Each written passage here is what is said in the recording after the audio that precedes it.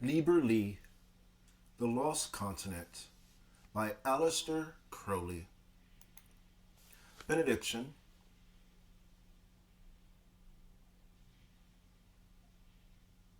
The United Conference of American Bishops. Reading 12 Samael 6, 12b through 15, 17 through 19. David went to bring up the ark of God from the house of Obed-Edom into the city of David amid festivities. As soon as the bearers of the ark of the Lord had advanced 7 steps, he sacrificed an ox and a fatling. Then David, girt with a linen apron, came dancing before the Lord with abandon, as he and all the house of Israel were bringing up the ark of the Lord, with shouts of joy and to the sound of the horn. The ark of the Lord was brought in and set in its place, within the tent David had pitched for it. Then David offered burnt offerings and peace offerings before the Lord. When he finished making these offerings, he blessed the people in the name of the Lord of hosts. He then distributed among all the people, to each man and each woman in the entire multitude of Israel, a loaf of bread, a cut of roast meat, and a raisin cake. With this, all the people left for their homes.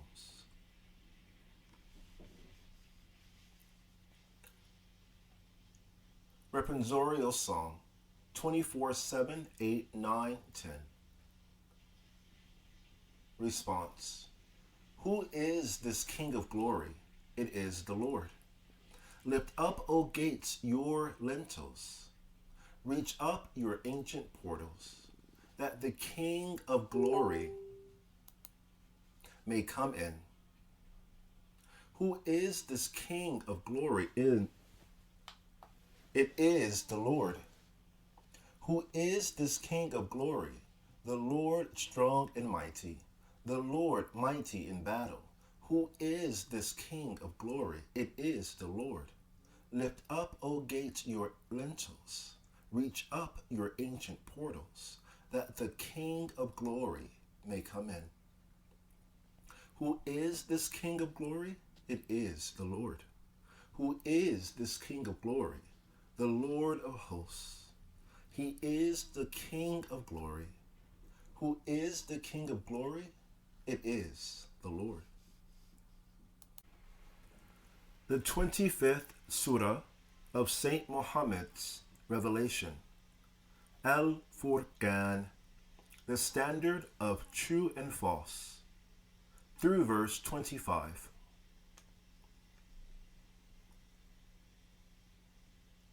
The message of the Quran, a translation and explanation by Muhammad Asad of the United Kingdom. There is little doubt that this surah belongs to the middle group of Meccan revelations and is almost contemporaneous with Maryam, which can be placed chronologically in the 5th or the beginning of the 6th year of the Prophet's mission. The title by which it has always been known, Al-Furqan, pithily circumscribes the main theme of this surah, namely, the statement that it is the innermost purport of every divine revelation to provide man with a stable criterion of true and false, or right and wrong, and thus with a standard of moral valuation binding on the individual and on society. Consequent upon this proposition is the stress of the humanness of every apostle sent by God to man. In rebuttal of the false argument that the Quran could not have been God-inspired, inasmuch as Muhammad was but a mortal human being who shared the physical needs of all other mortals and took part in all normal human activities. By implication, the revelation of the divine writ is shown as belonging to the same majestic order of God's creative activity as all the visible phenomena of nature. But men do not easily submit to divine guidance. Hence, on the day of judgment, the Prophet himself will point out that many of his own followers had come to regard this Quran as something that ought to be discarded, a statement of particular significance for our time. In the name of God, the most gracious, the dispenser of grace, hallowed is He who from on high, step by step, has bestowed upon his servant the standard by which to discern the true from the false, so that to all the world it might be a warning. He to whom the dominion over the heavens and the earth belongs, and who begets no offspring, and has no partner in his dominion, for it is he who creates everything and determines its nature in accordance with his own design. And yet, some choose to worship instead of him imaginary deities that cannot create anything but are themselves created, and have it not within their power to avert harm from or bring benefit to themselves, and have no power over death, nor over life, nor over resurrection.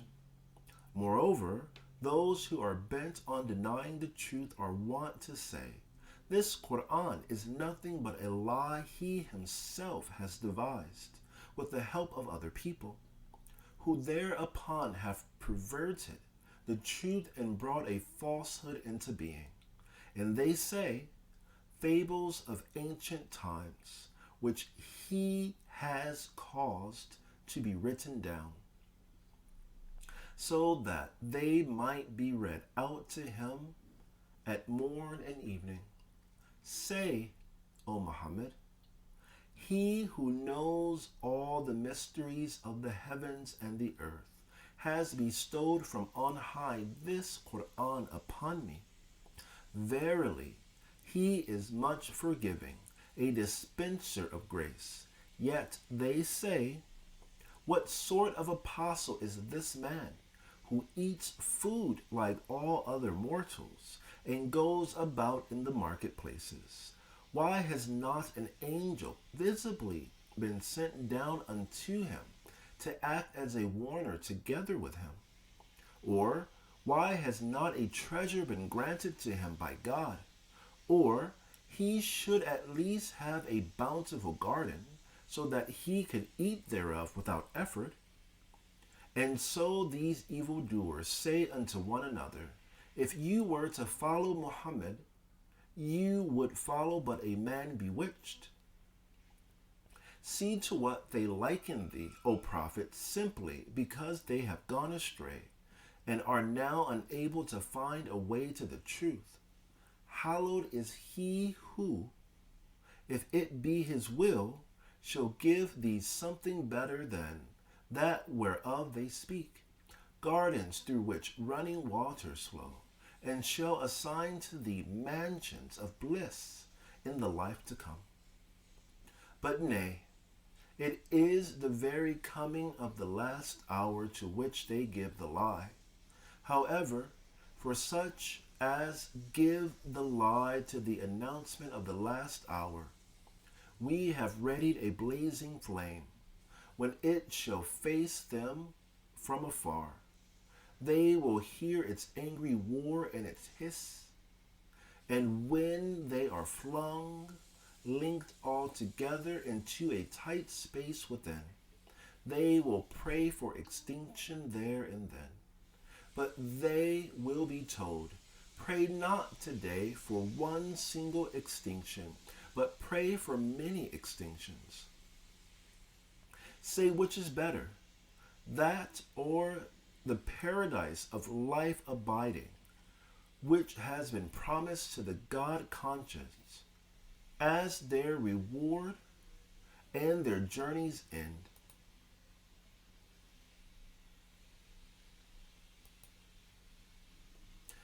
In that paradise they shall have whatever they may desire, therein to abide, a promise given by the Sustainer, always to be prayed for. But as for people who are oblivious of thy Sustainer's oneness, one day he will gather them together with all that they now worship instead of God, and will ask those to whom divinity was falsely ascribed, why was it you who led these my creatures astray? Or did they by themselves stray from the right path? They will answer, limitless art thou in thy glory. It was inconceivable for us to take for our masters anyone but thyself. But as for them, thou didst allow them and their forefathers to enjoy the pleasures of life to such an extent that they forgot all remembrance of thee. For they were people devoid of all good.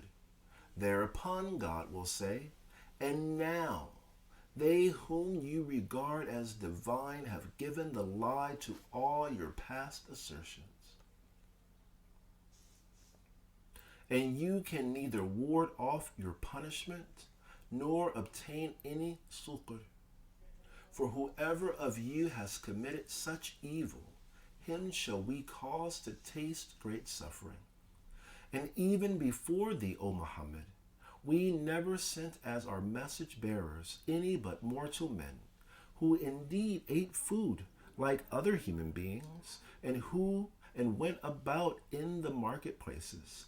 For it is thus that we cause you human beings to be a means of testing one another.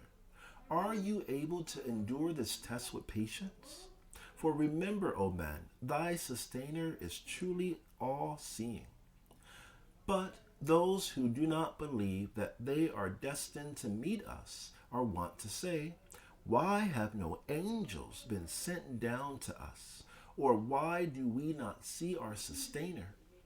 Indeed, they are far too proud of themselves, having rebelled against God's truth and with utter disdain.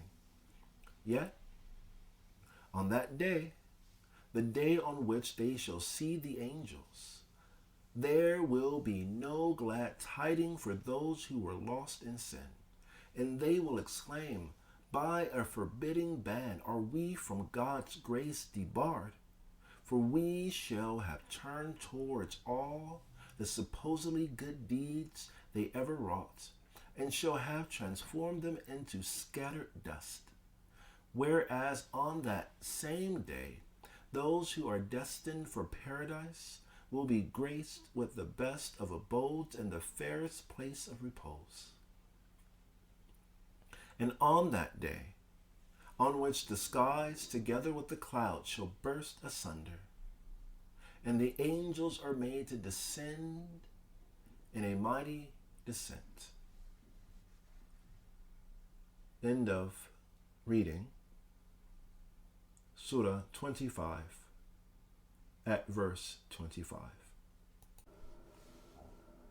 Liber Li, the Lost Continent, an account of the continent of Atlantis, the manners and customs, magical rites, and opinions of its people, together with a true account of the catastrophe, so called, which ended it in its disappearance. The Blue Equinox. Numerous other poems, essays, and short stories were written during this summer, 1913. In particular, there is a sort of novel, The Lost Continent, purporting to give an account of the civilization of Atlantis. I sometimes feels that this lacks artistic unity. At times it is a fantastic rhapsody describing my ideals of utopian society, but some passages are a satire on the conditions of our existing civilization, while others convey hints of certain profound magical secrets or anticipations of discoveries in science. The Confessions of Aleister Crowley. Last year I was chosen to succeed the venerable Kenosis Zeus, who had it in his mind to die, that is, to join them and Venus, as one of the 7 heirs of Atlantis, and I have been appointed to declare, so far as may be found possible, the truth about that mysterious lost land. Of course, no more than 1/7 of the wisdom is ever confided to any one of the 7. And the 7 meet in council but once in every 33 years. But its preservation is guaranteed by the interlocked system of dreaming true and of preparation by antimony. The former almost explains itself. The latter is almost inconceivable to normal men. Its essence is to train a man to be anything by training him to be its opposite. At the end of anything, think they, it turns out to be its opposite, and that opposite is thus mastered without having been soiled by the labor of the student,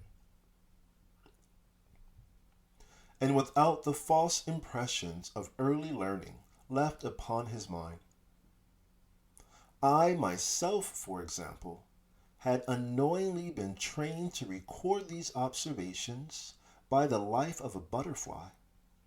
All my impressions come clear on the soft wax of my brain. I had never worried because the scratch on the wax in no way resembled the sound it represented. In other words, I observed perfectly because I never knew that I was observing. So if you pay sufficient attention to your heart, you will make it palpitate. I accordingly proceed to a description of the country. 1. Of the plains beneath Atlas and the servile race. There were 4, some say 5 distinct races, each having several sub-races, but the main characteristics were the same. Some allege the Portuguese and the English to be survivals of this or kindred stock. Atlas is the true name of this archipelago. Continent is an altogether false term, for every house or mountain peak was cut from its fellows by natural, though often very narrow, waterways. The African Atlas is a mere offshoot of the range.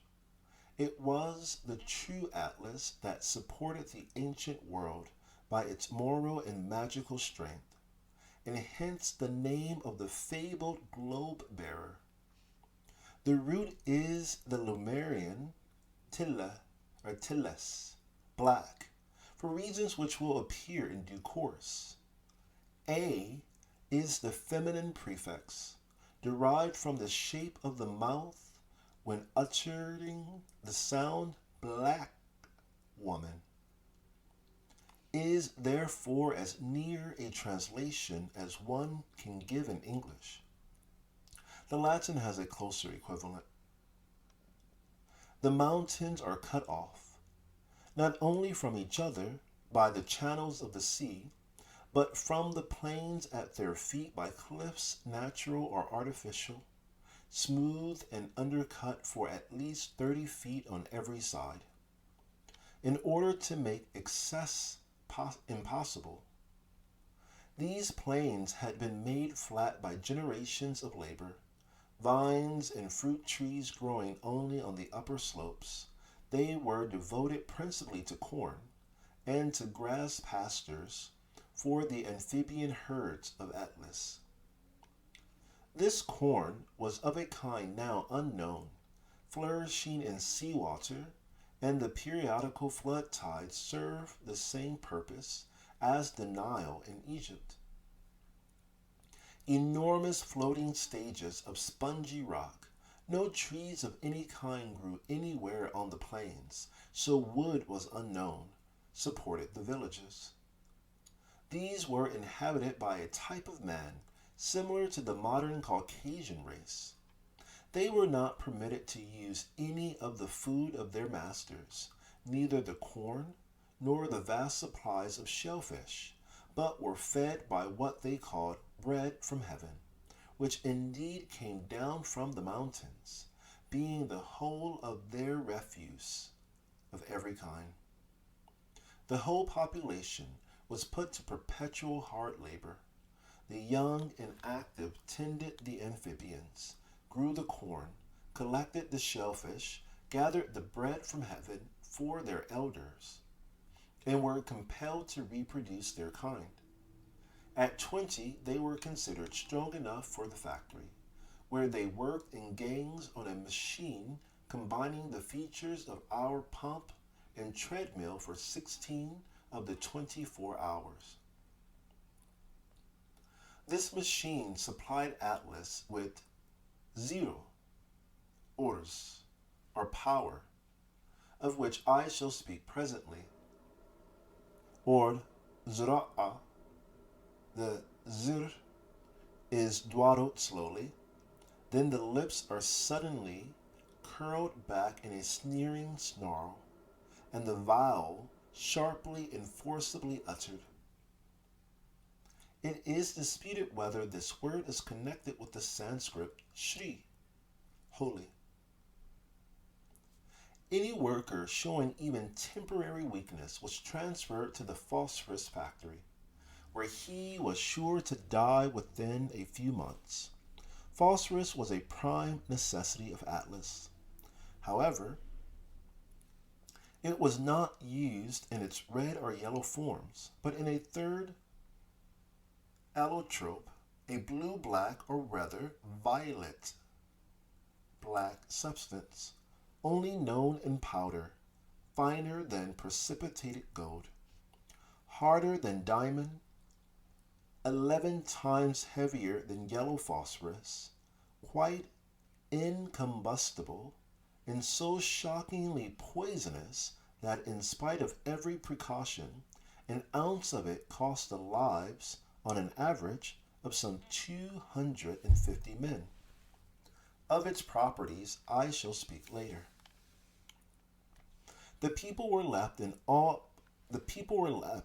utmost slavery and ignorance by the wise counsel of the first of the philosophers of Atlas, who had written, "An empty brain is a threat to society." He had consequently instituted a system of mental culture comprising 2 parts. 1, as basis, a mass of useless, disconnected facts. 2, a superstructure of lies. Part 1 was compulsory. The people took Part 2 without protest. The same danger to society in our time has been foreseen, and an identical remedy discovered and applied in compulsory education and cheap newspapers. The language of the plains was simple but profuse. They had few nouns and fewer verbs. To work again, there was no word for to work simply. To sleep again, to eat again, to break the law. No word for to break the law again. To come from without, to find light.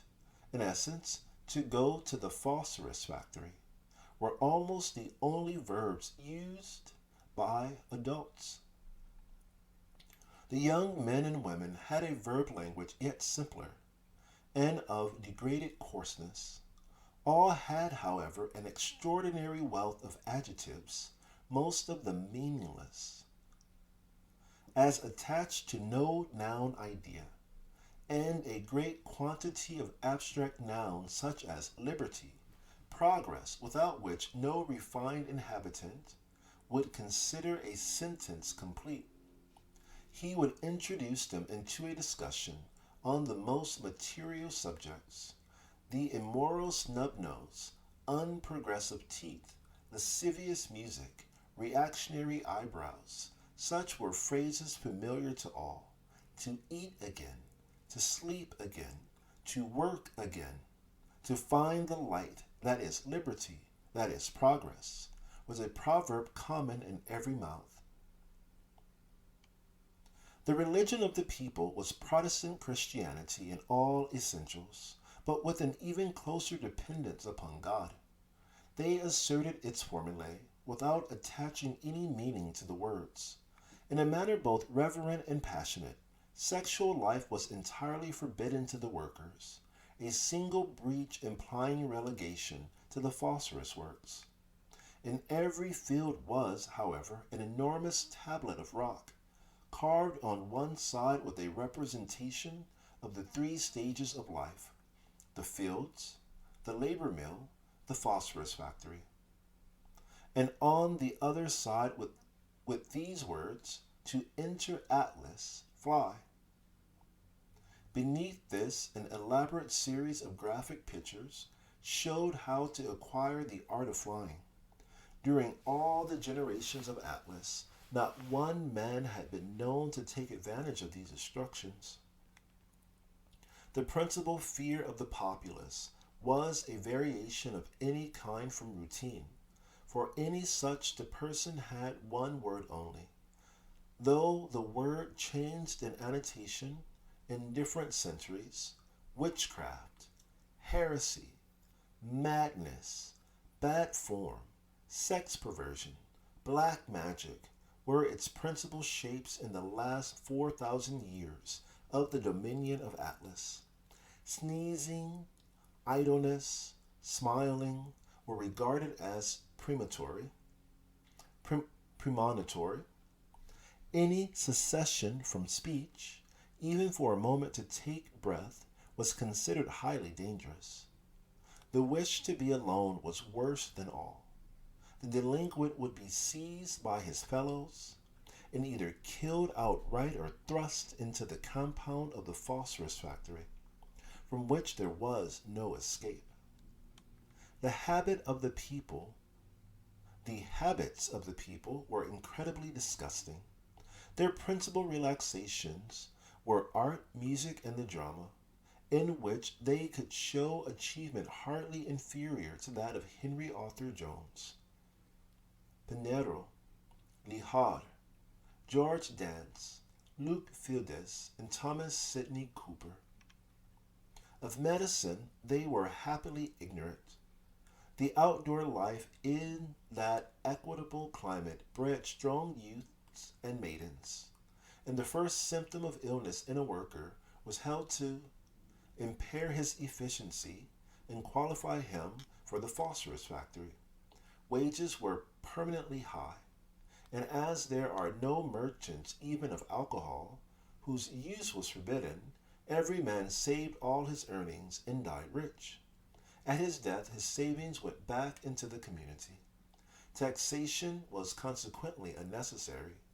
Clothes were unnecessary and unknown, and the bread from heaven was the free gift of God. The dead were thrown to the amphibians. Each man built his own shelter of the rough stone sponge which abounded. The word house was used only in Atlas. The servile race called its huts huklus, equivalent to the English word home. Discontent was absolutely unknown.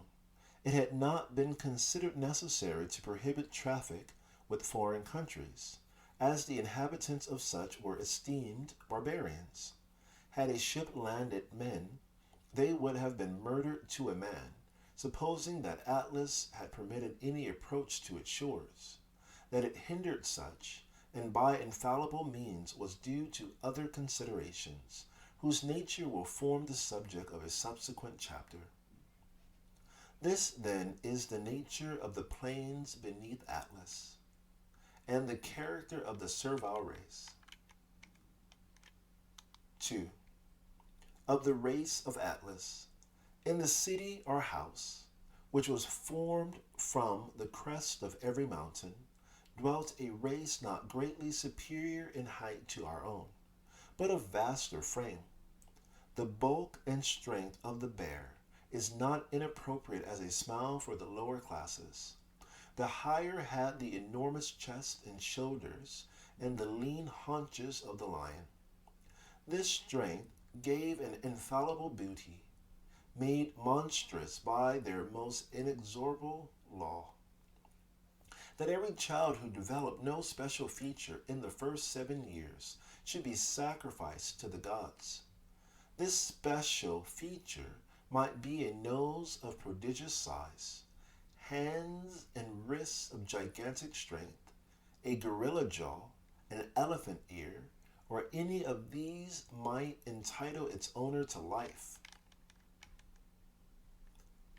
Gautama Buddha was the reincarnation or legend of a previous Buddha who was a missionary from Atlas.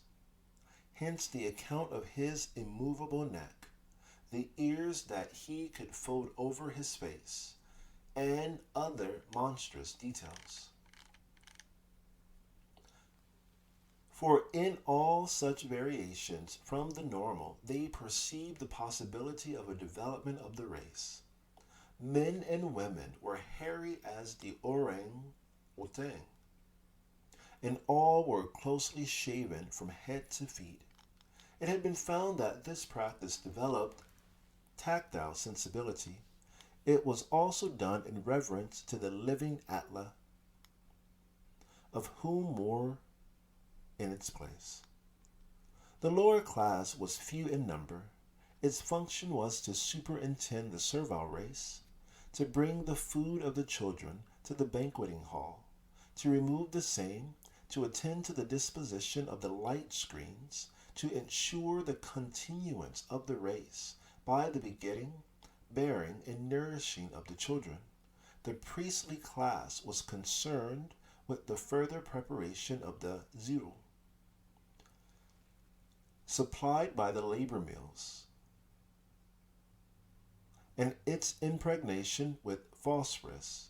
This class had much leisure for work, a subject to be explained later. The high priests and high priestesses were restricted in number to 11 times 33 in any one house. To them were entrusted the final secrets of Atlas, and to them was confided the conduct of the experiments in which every will was bound up. There was a governor of these, of whose name, nature, and function I am not permitted to speak. The color of the Atlanteans was very various, though the hair was invariably of a fiery chestnut with bluish reflections. One might see women whiter than Aphrodite, others tawny as Cleopatra, others yellow as Dulce, others of a strange, subtle blue, like the tattooed faces of Chin women. Others again red as copper. Green was, however, a prohibited hue for women, and red was not liked in men. Violet was rare, but highly prized, and children born of that color were specially reared by the high priestess. However, in one part of the body, all the women were perfectly black, with a blackness no Negro can equal. For this circumstance comes the name Atlas. It is absurdly attributed by some authors to the deposit of excess phosphorus in the zero.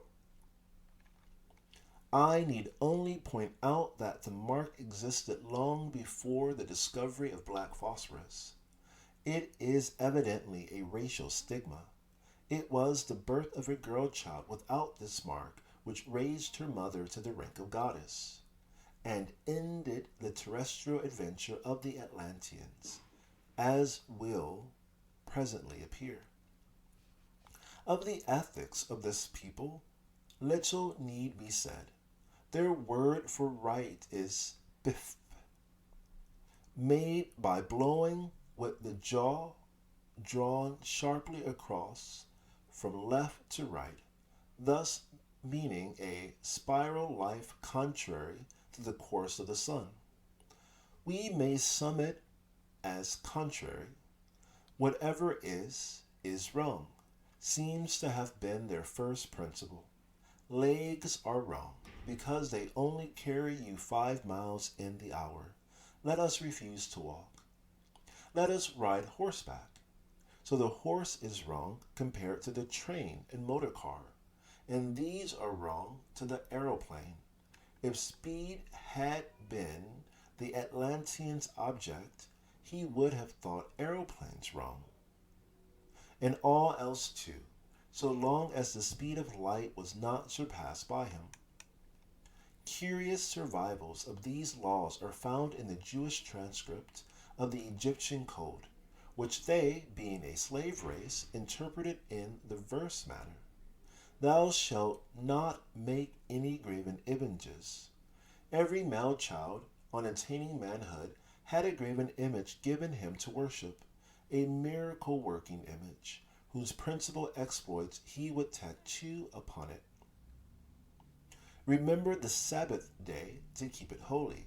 The Atlantean kept 1 day in 7 for all purposes unconnected with his principal task.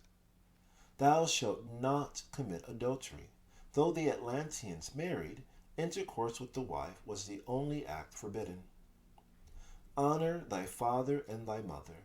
On the contrary, they worship their children, as if to say, This is the God whom I have made in my own likeness. One of the most brilliant children committed suicide on learning that he could not move his upper jaw. This boy is one of the 11 heroes who had statues in the high house, and the Atlantean for sorrow in its ultimate sense, dukkha, or weltschmerz, is to the wrench at the upper jaw. Similarly, there is one exception, and one only to the rule of silence. It is the utterance of the name, which it is death to pronounce. This word was constantly in their mouths. It is Zura, a sort of venomous throat gargling. Hence, possibly the Gaelic sukur, speak, English scour or scar in Yorkshire and the Pennines. Zura is also the name of the high house and of the graven image referred to above. Other traces may be found in folklore, some mere superstitions. Thus, the correct number for a banquet was 13, because if there was only one more sign in the zodiac, the year would be a month longer, and one would have more time to work. This is probably a debased Egyptian notion. Atlanteans knew better than anyone that the zodiac is only an arbitrary division. Still, it may be laid down that the impossible never daunted Atlas. If one said, 2 and 2 make 4, his thought would be, yes, damn it. I now explain the language of Atlas. The third and greatest of these philosophers saw that speech had wrought more harm than good, and he consequently instituted a peculiar right. 2 men were chose by lot to preserve the language, which, by the way, consisted of monosyllables only. 214 in number, to each of which was attached a diacritical gesture, usually ideographic. Thus, wrong is given as ph, moving the jaw from right to left. Wiping the brow with ph means hot. Hollowing the hands over the mouth, fire. Striking the throat to die, so that each radical may have hundreds of gesture derivatives. Grammar, by the way, hardly existed, the quick apprehension of the Atlanteans rendering it unnecessary. These two men then departed to a cavern on the side of the mountain, just above the cliff. And there for a year they remained, speaking the language, and carving it symbolically upon the rock. At the end of the year they returned.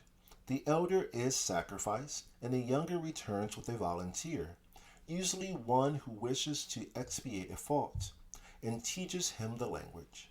During his visit, he observes whether any new thing needs a new name, and if so, he invents it and adds it to the language. This process continued to the end. The rest of the people abandoned altogether the use of speech, only a few years' practice enabling them to dispense with the radical. They then sought to do without gesture, and in 8 generations the difficulty was conquered, and telepathy established. This system of communication has great advantages over any other.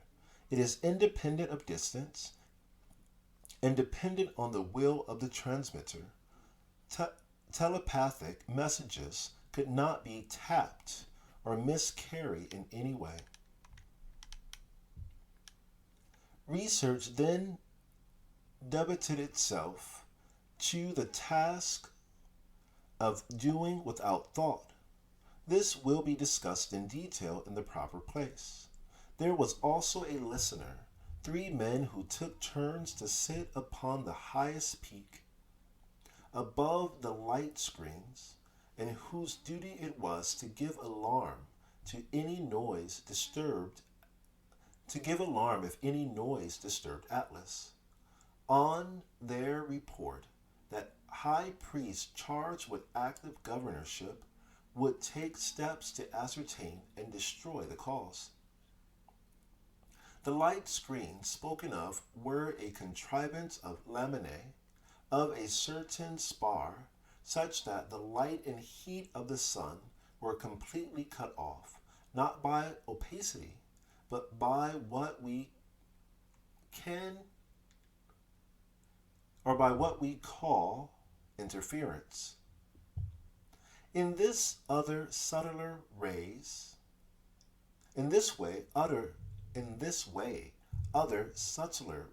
of the sun entered the house, these rays being supposed to be necessary to live. These matters were the subjects of the deepest controversy. Some held that these rays themselves were injurious and should be excluded. Others considered that the light screens should be put in position during moonlight, instead of being open at sunset, as was the custom. This, however, was never attempted, the great mass of the people being devoted to the moon. Others wished full sunlight, the aims of Atlas being, they thought, to reach the sun. But this theory contradicted the prime axiom of attaining things through their opposites, and was only held by the lower classes, who were not initiates into this doctrine. The houses of Atlas were carved from the living rock by the actions of the Zoro in its 7th precipitation. Enormously solid, the walls were lofty and smoother than glass, though the pavements were rough and broken, almost everywhere for a reason which I am not permitted to disclose. The passages were invariably narrow, so that two persons could never walk past each other. When two meet, it was the law to greet by joining in work and then going away together on their separate errands, or passing one above the other.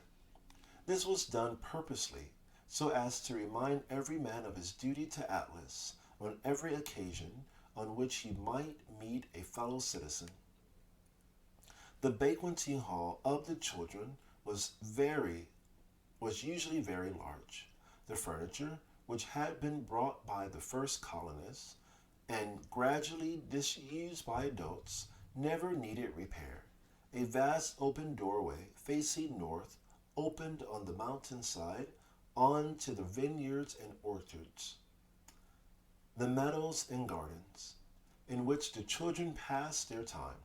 Suckled by the mother for 3 months only, the child was then already able to nourish itself on the bread and wine, and on the flesh of the amphibian herds, of which there were several kinds, one a pig-like animal, with flesh resembling wild duck, another a sort of manatee, tasting like salmon, its fat being somewhat like caviar in everything but texture, and a sure specific for any childhood's trouble. A third, the ancestor of our hippopotamus, was very tamed, and was employed by the serviles for preparing the ground for the corn, trampling through the fields while they were covered with sea water, and thus leaving deep holes in which the seeds were cast. Its flesh was not unlike bear, but most delicate. Notable, too, was the great quantity of turtle, also the giant oysters, the huge deep sea crabs, a kind of octopus, whose flesh made a nutritious and elegant soup, and innumerable shellfish added to the table. The waterways were haunted by shoals of a small and poisonous fish, called by them zizu, in imitation of the swish of its tail and the cry of its victim, whose bite was immediate death to man, a fact which altogether cut off communication between one island and another except by air, as the hippopotamus animal, although immune to the bite, was unable to swim. Of the sleeping chambers I shall tell more particularly in the course of my remarks on zero. 3. Of the aim of the magicians of Atlas, of zero, and its properties and uses, in that which is combined with it, and of black phosphorus. It was the most ancient tradition of the Atlantean magicians that they were the survivors of a race inhabiting a country called Lemuria, of which the South Pacific archipelago may be the remains. These Lemurians had, they held, built up a civilization equal if not superior to our own. But through a misunderstanding of a magical law, some said the second, some said the fifth, some the 23rd, had involved themselves and their land in ruin. Others thought that the Lemurians had succeeded in their magical task and broken their temple. In any case, it was the secret Lemurian tradition that they themselves represented the survivals of a yet earlier race who lived in ice, and they again of yet another who lived in fire, and they again of the earliest colonists from Mars. The theory, in fine, was that the aim of man is to attain to the sun, whence, according to one school of cosmology, he was exiled in the cosmic catastrophe which resulted in the formation of Neptune. His task on any given planet was therefore to overturn the laws of nature on that planet, thus mastering it sufficiently to enable him to make the leap to the next planet inward. Exactly how and in what sense the leap was made remains obscure, even to the heirs of Atlantis. The point was discussed fully and finally relegated in the Council of Stockholm, 1913. The men of Atlas could fly, it is true, and that by a method so simple that men will laugh outright when it is rediscovered. But they needed air to support them. They could not confront the cold and emptiness of space. Was it in some subtler body that they conveyed their palladium? Or, content to die, could they project that supreme vehicle across so great a distance? The answer to such questions probably lies in the recovery by mankind of the knowledge of zero and its properties. Beneath the labor mills run troughs in which the sweat of the workers collects and drains off into an open basin without the mill. The scene is so real to me that I find it impossible to avoid using the historic present here and elsewhere inadvertently. There are 6 other pieces of apparatus to insulate and carry to the basin the 6 subtler principles of sweat.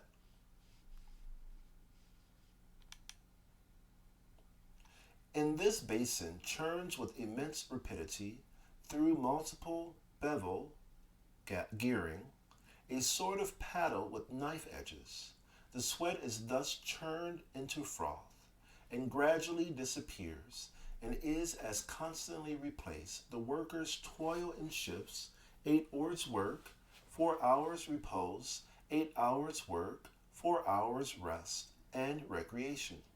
The mills never cease day or night. The basin is of polished silver and agate and is set at an angle, facing 2 enormous spheres of crystal encased in a sort of trellis made of a certain greenish metal, its optical focus at a point midway between the 2.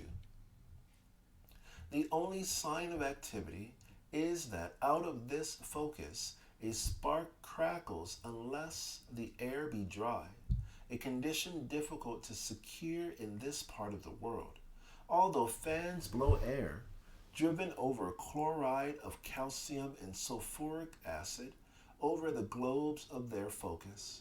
These fans are worked by tidal power, human labor being appropriated absolutely to the one use.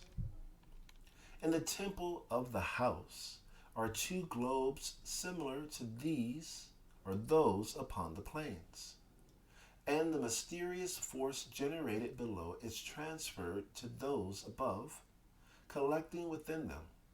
Now the name of this substance is always zero, but in its first state, the gesture is a twiddling of the thumbs.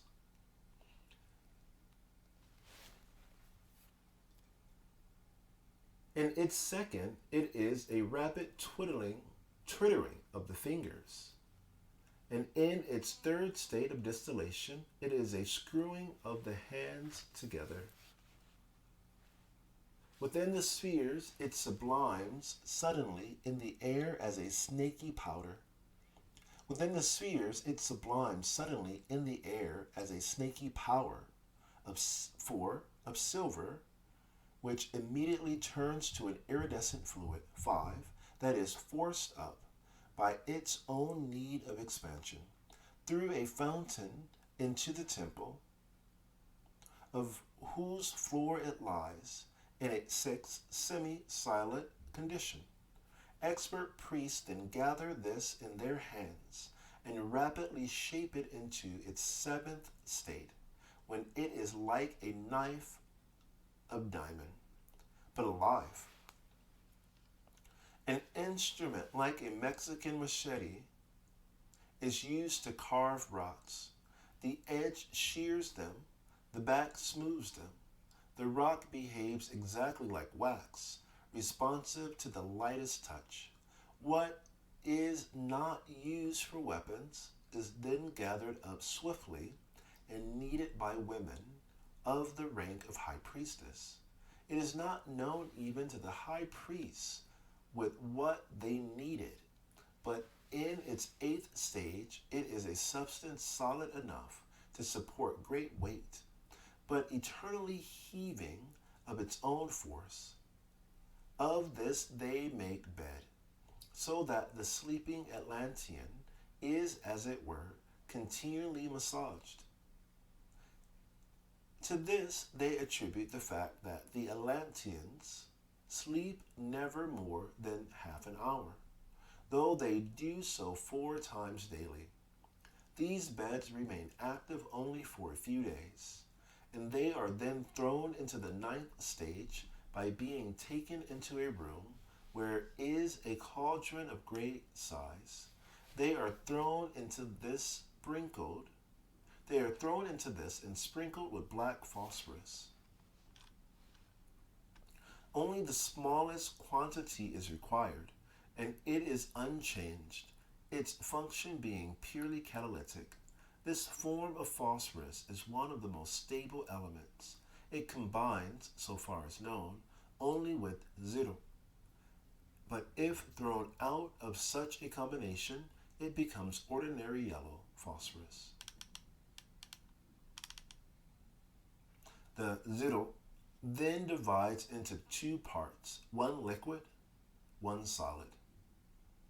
Neither of these has any ascertainable properties, for it is absolutely passive to the will of the user, who may taste therein his utmost desire.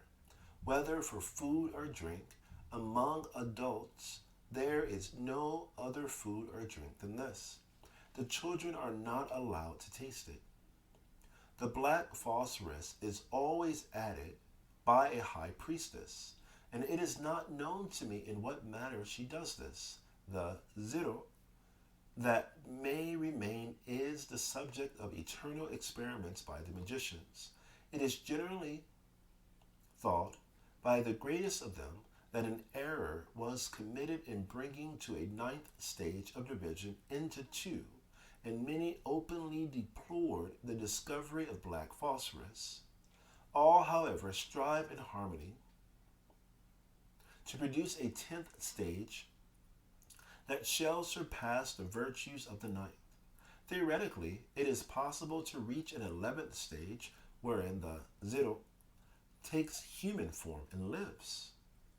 Opinion is divided as to whether this was not actually done by a certain magician at the time of the passing of Atlas. In any case, I beg the reader to remember that I have only described 1/7 of the virtues of zero, and I have even omitted this, that in its 9th stage, it is not only food and drink, but universal medicine, if properly understood, for zero is also a vision and a voice. 418. Now the muscles of the people of Atlas are the muscles of giants, and yet they do one thing only.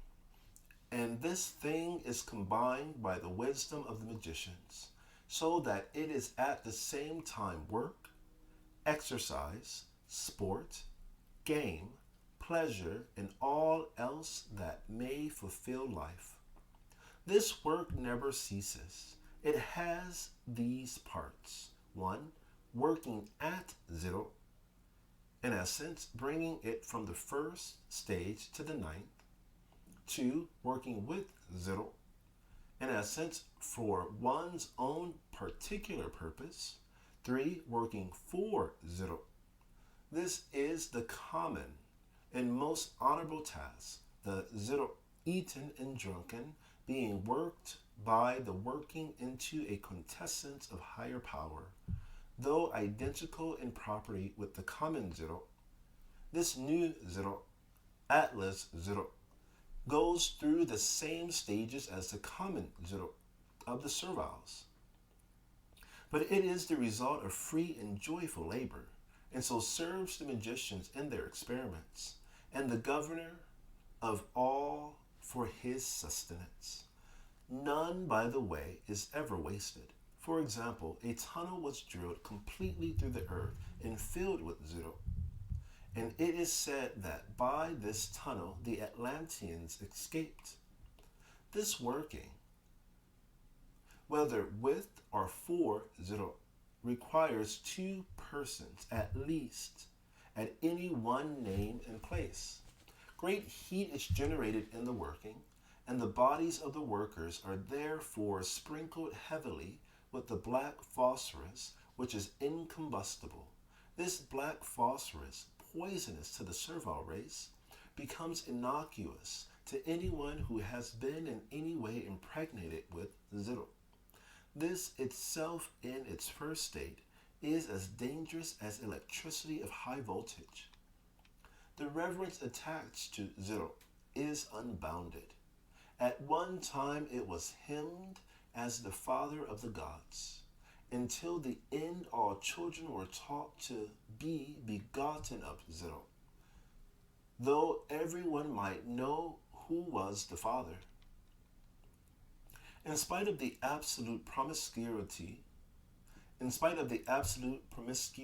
of the Atlanteans, this was never in doubt, owing to the special mark of each man, whose stigma or variation was infallibly transmitted.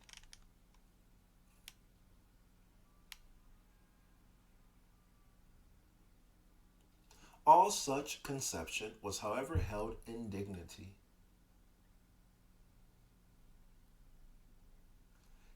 Its official name was the old experiment. It was carried on simply because the new methods of continuing the race were not perfected. Childbirth was therefore in one way an accident.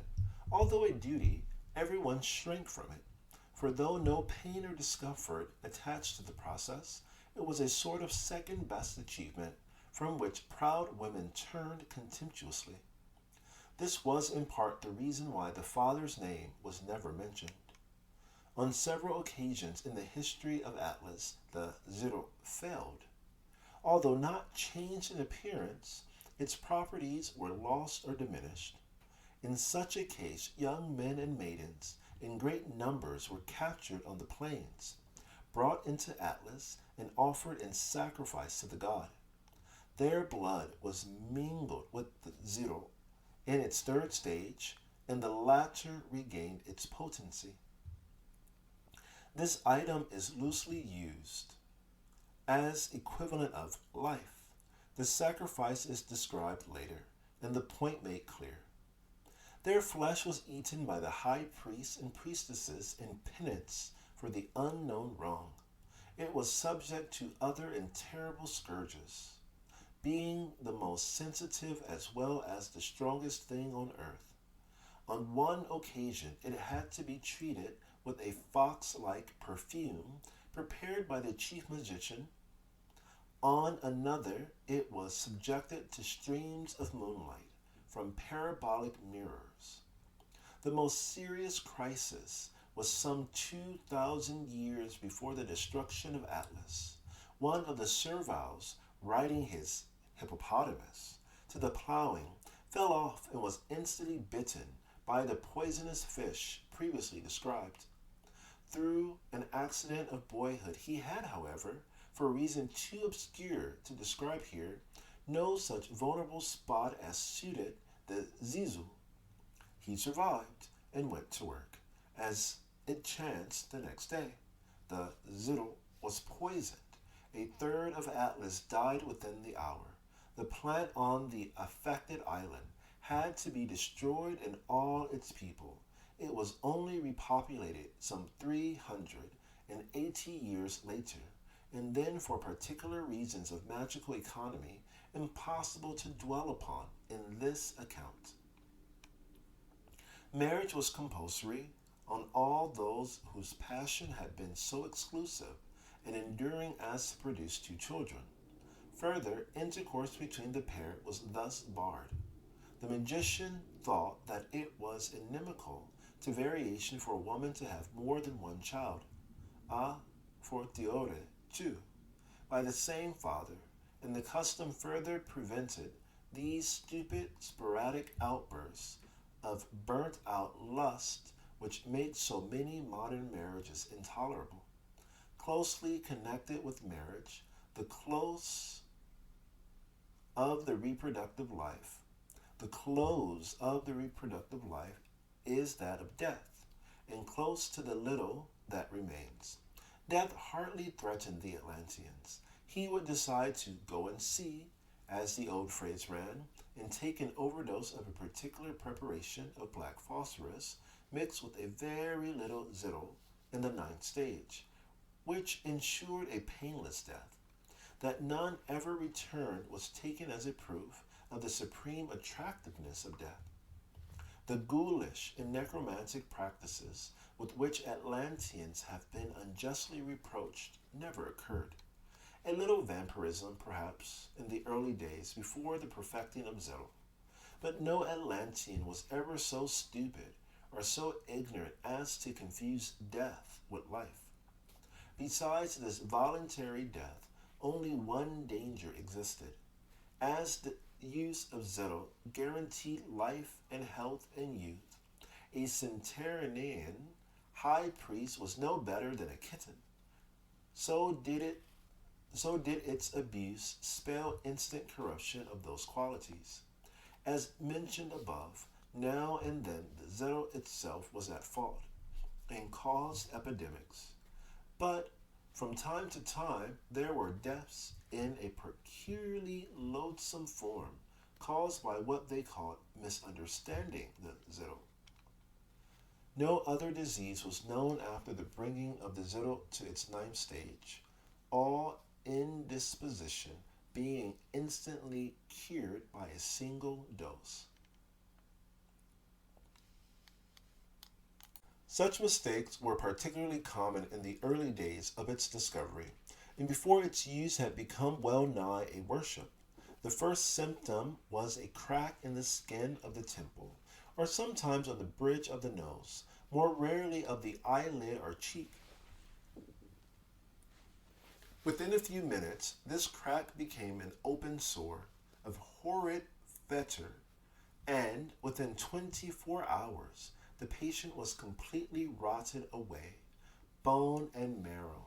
A circumstance of singular atrocity was that death never occurred until the spinal column collapsed. No treatment could be found even to prolong the agony by an hour. This being recognized, sufferers were thrown from the cliffs at the first sign of the malady. In this way, too, were all other corpses disposed. It was the most honorable death possible, for becoming bread from heaven.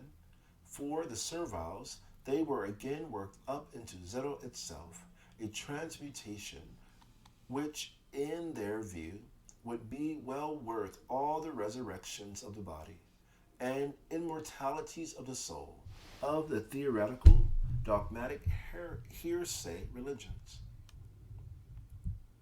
So much then concerning Zittle and the matters immediately connected with it.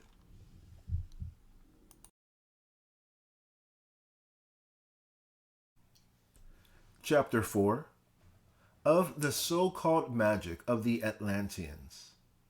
Magic in Atlas was a science of science. It was the final integration of all knowledge. In method, its theory was differentiation, and in theory, its method, integration.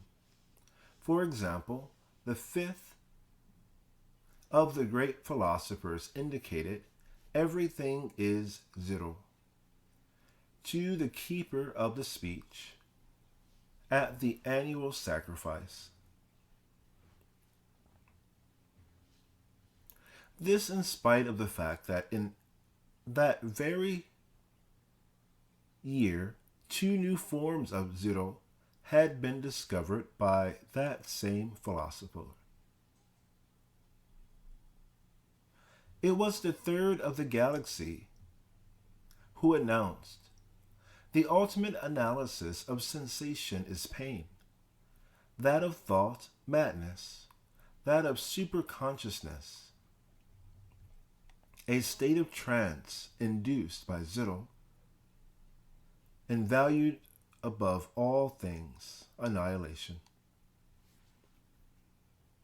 His successor had retorted that in this was the implicit postulate that pain, madness, and annihilation were undesirable. The third admitted that he had so mean his phrase, but destroying the postulate still stuck to it. All this was the foundation of much magical theory, and on these purely psychological researches was based the whole magical practice. There is no God was a commonplace. It only implied that the mind was wrong to try to conceive within it what was by definition without it. To set limits to anything whatever seemed to them the greatest of crimes, the exact opposite of the true path to the sun. The practical side of magic was for the most part a mere utilization of known forces, such as are employed by modern science.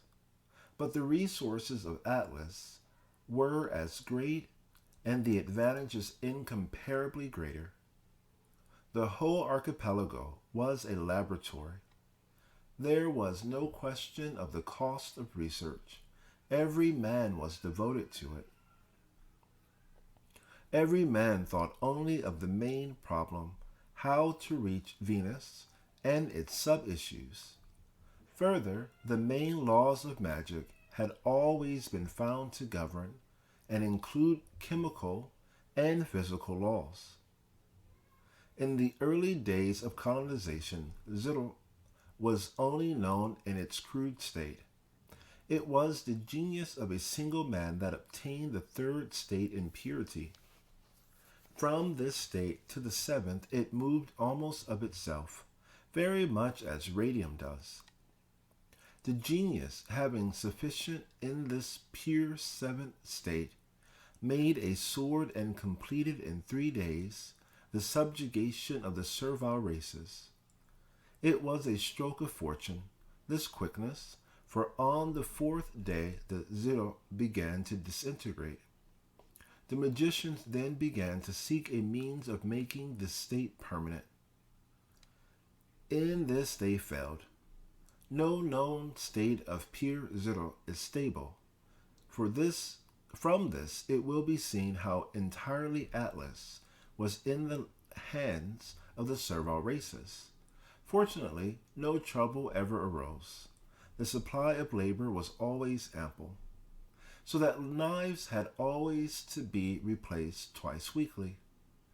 But in the course of their failures, they discovered the infinitely more valuable 8th and 9th state of Zittel.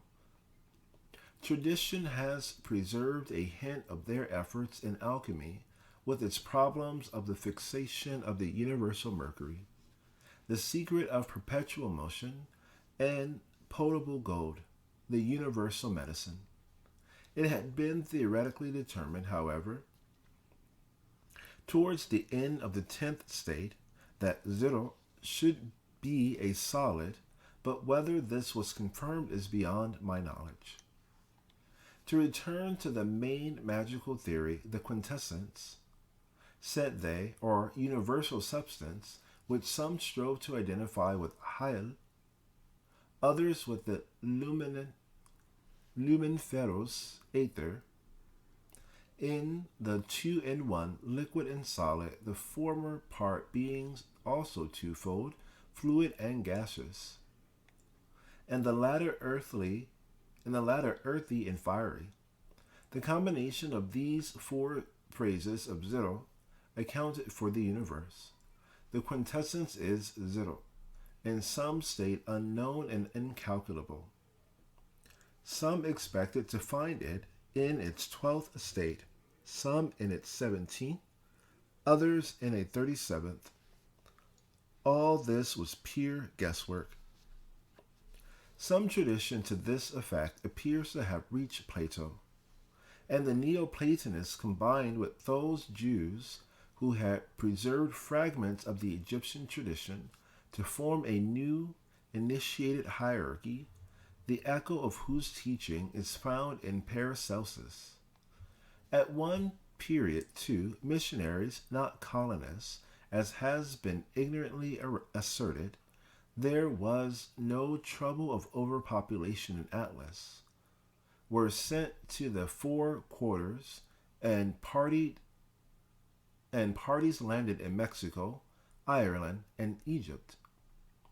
The adventures of the party who traveled south form an astounding chapter in the history of Atlas. It was they who discovered the magnetic south, and whose observations rendered possible the theory which resulted in the piercing of the earth by Zero. There was also a settlement in Finland. Its only remains in historic period is Lapland witches. Besides all I have recounted, Zero had many extraordinary powers.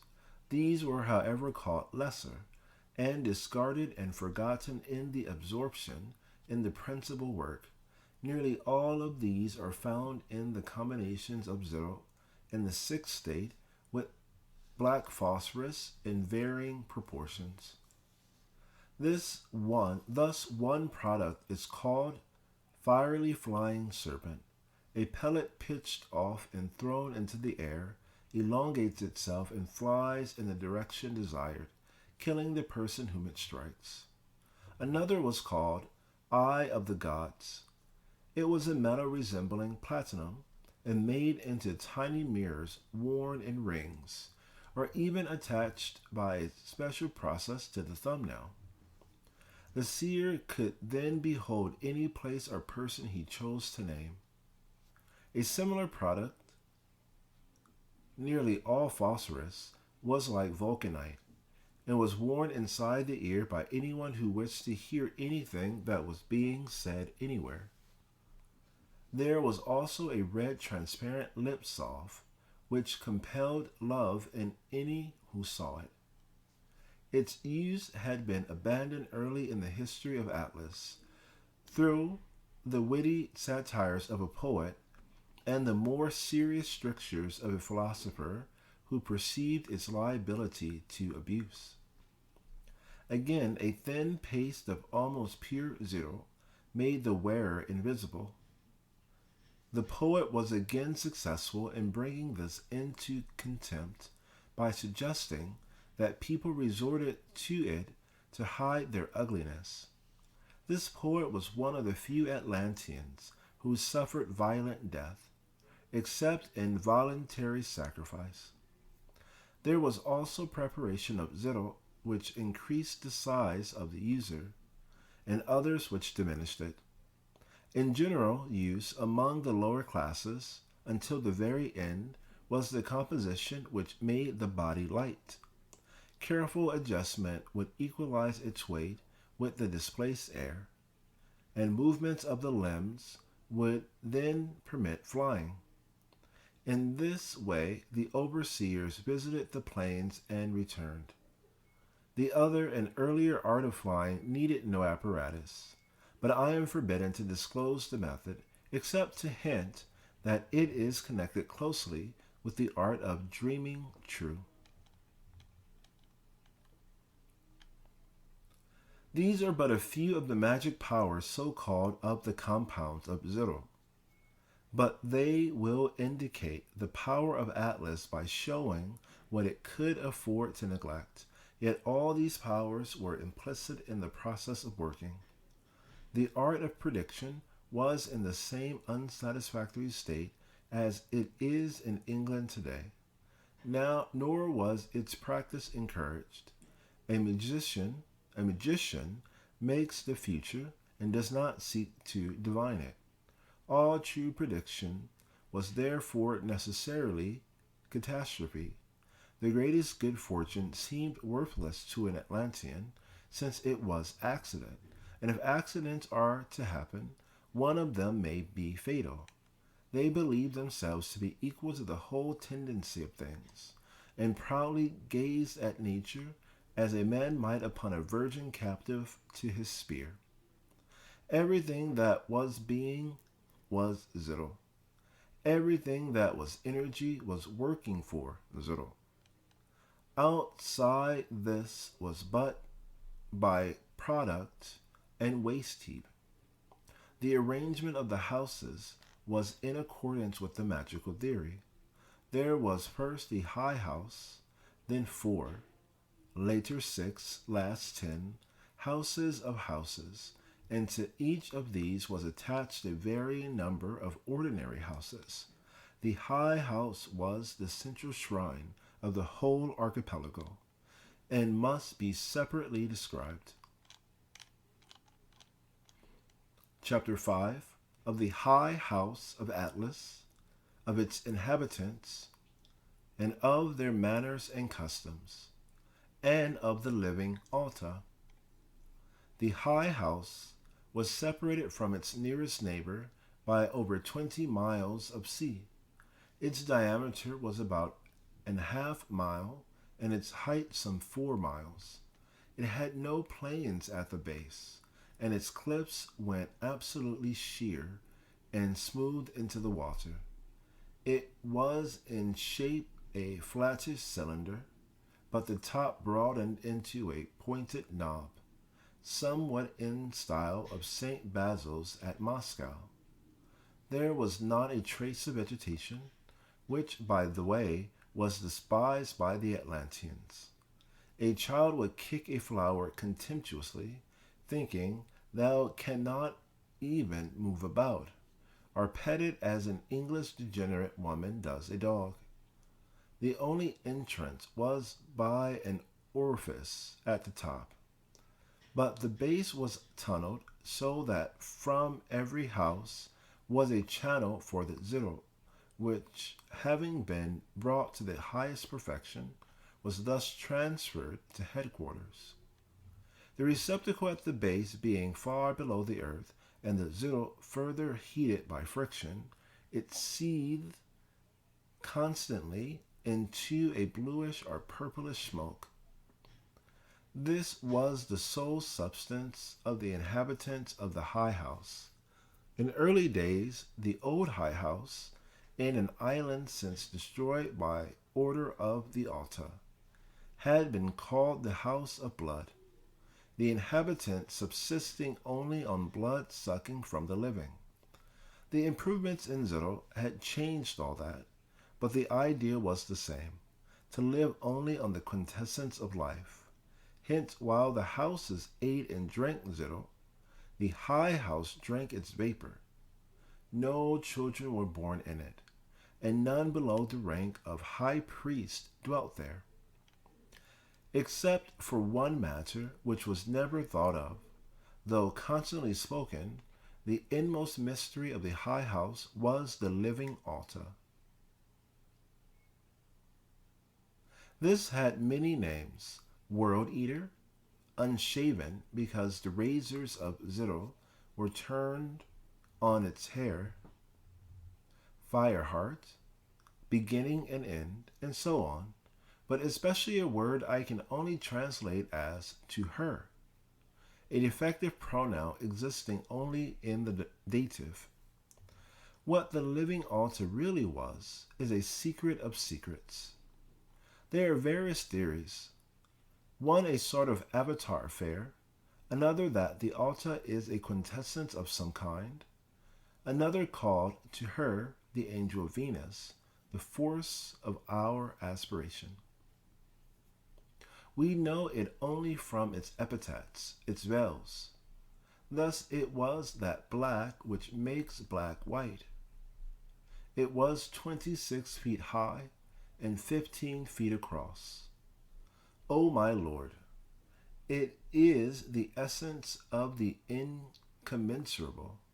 It was the wife of Zero, the heart of Zero, the desire of Zero, the alta that eats Atlas, the swallower up of her own house, the pelican, the fire nest of the phoenix. According to the Cretus, or according to the Creatus of the poets, and the burden of his hymns of worship was that it must be destroyed.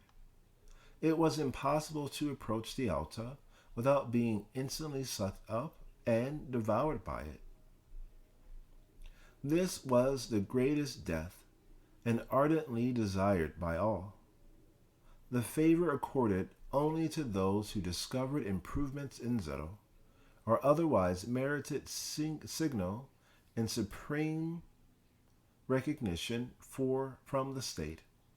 Hidden men listened to the cries of the victims, and thus learned the nature of death. It appeared that the black suddenly broke into a fiery rose, the only, a mere compliment, luminous thing in Atlas, and shooting forward enclosed them. For some reason which was never either guessed, the altar refused women.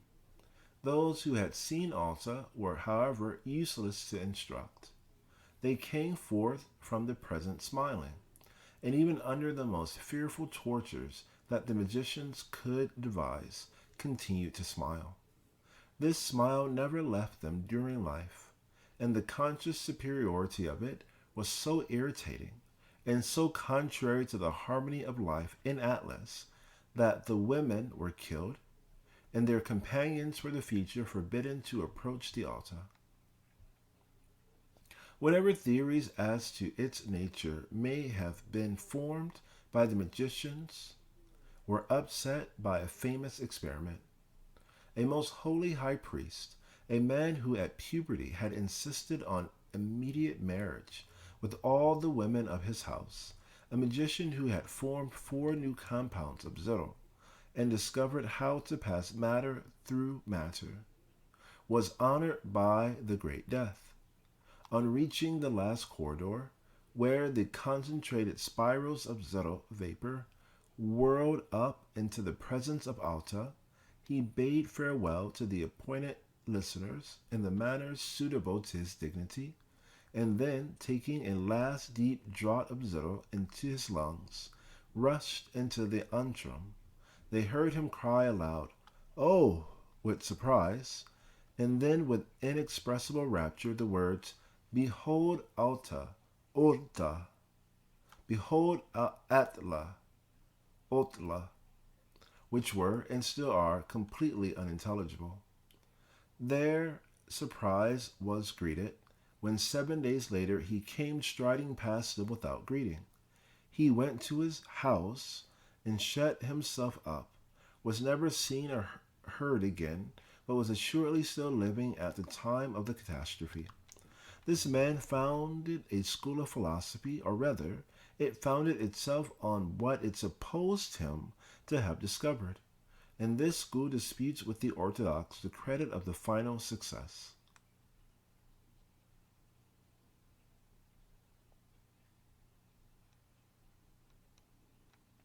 The lesser mysteries of the High House were concerned almost entirely with the creation of life, and the bridging of the gulf between Earth and Venus. These were connected intimately. The theory was that its Atlantean brains could exist in bodies sufficiently subtle to traverse ether. The task was done. Some of the experiments were crude enough, and, to our minds, horrible. They attempted to breed a new race by crossing with snakes, swans, horses, and other animals, especially monkeys. The results of this experiment were sent to colonize an island, but escaped, and after many journeys reached Japan, where their descendant flourish still. The Greek legends of such monsters as Chimera, Medusa, Lamia, Minotaur, and centaurs, the satyrs, and the like are mere filtrations of the Atlantean tradition. The only theory behind such experiments was that they were contrary to the natural order, and so worth trying. Men of more scientific mind more plausibly passed Zero vapor through seawater, but they only created serpents of vast size, which they cast into the sea about the high house as guardians. The sea serpents, whether legend or fact, the sea serpent, whether legend or fact, is derived from this experiment. It is quite possible that some still survive. Another school, objecting strongly to the sex process, which must be transcended as the Lemurians overcame gamation, vivisected men and women, taking various parts of the brain, especially the cerebellum, the pineal gland, and the pituitary body, and cultivated them in solutions of Zito under the invisible rays of black phosphorus. The best result of this was a race of translucent jelly folk of great intellectual development, but so far from being able to travel through space, they could hardly move in their own element. Another school argued that as Zito and vapor combined the virtues of the liquid and the solid Zito, so a fiery state might be produced which would so impregnate their bodies as to make them mates of ether. This school held that the fiery Zito already existed in nature, in the heart of the living Alta, and asserted that those who died by absorption into Atla passed straight to Venus. Many of them therefore tried hard to obtain messages from that planet. Familiar with Newton's first law of motion, they further held it possible to prepare Zito in such a state that a current of it could never be deflected or dissipated, and so, if it could be made in sufficient quantity, a bridge to Venus might be built by which they might travel. They therefore tunneled through the planet, as previously explained, to have a sort of cannon for the Zito, but as their supplies were pitifully insufficient, they endeavored to also to prepare as Zito, which would have the power of multiplying itself. Alchemical tradition has some record of this problem. Yet another group of magicians argued that as nature had cast off the planets from the sun, a disputed point, some think this due to magic, which if so completely destroys the argument, it would be contrary to nature to cause the planets to fall back into it. They busied themselves with attempts to increase the Earth's gravitational pull, and alternatively to check her course.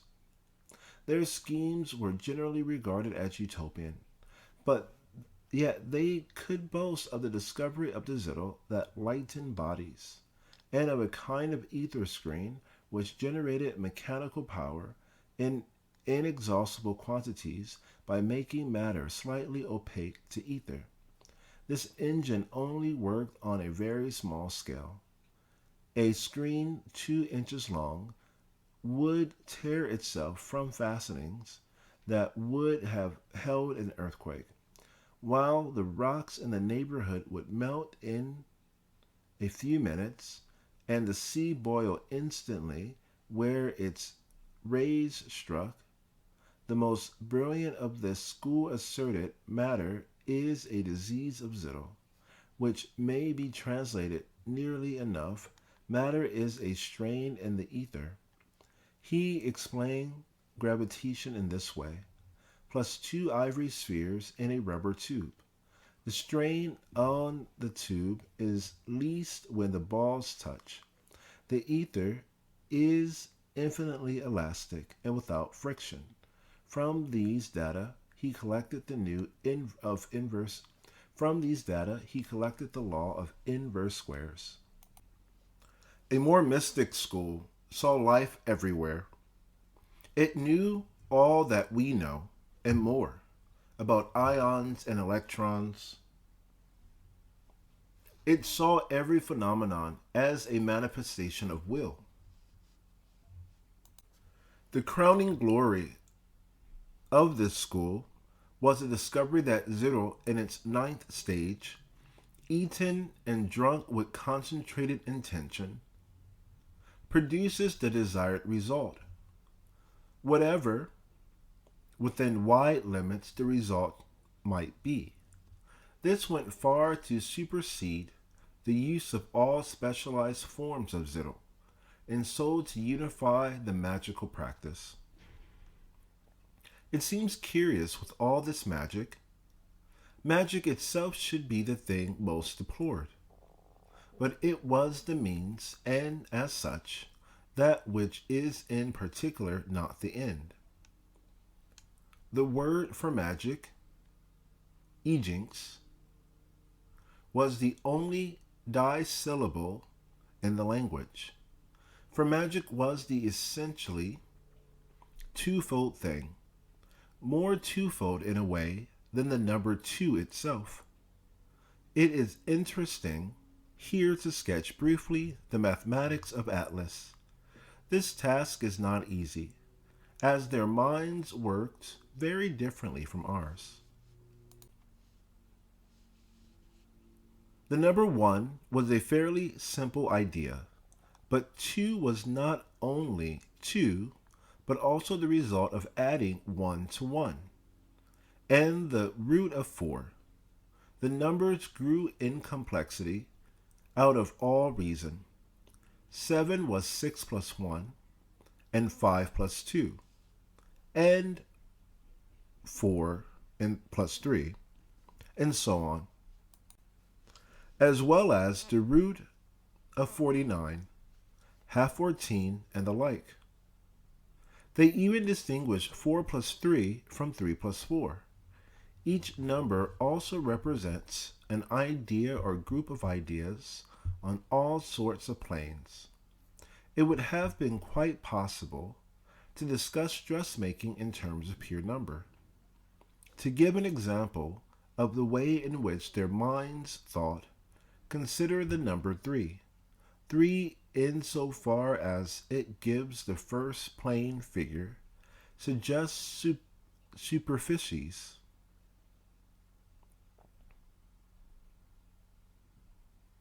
Our superficies with regard to the dimensions of space, solidity.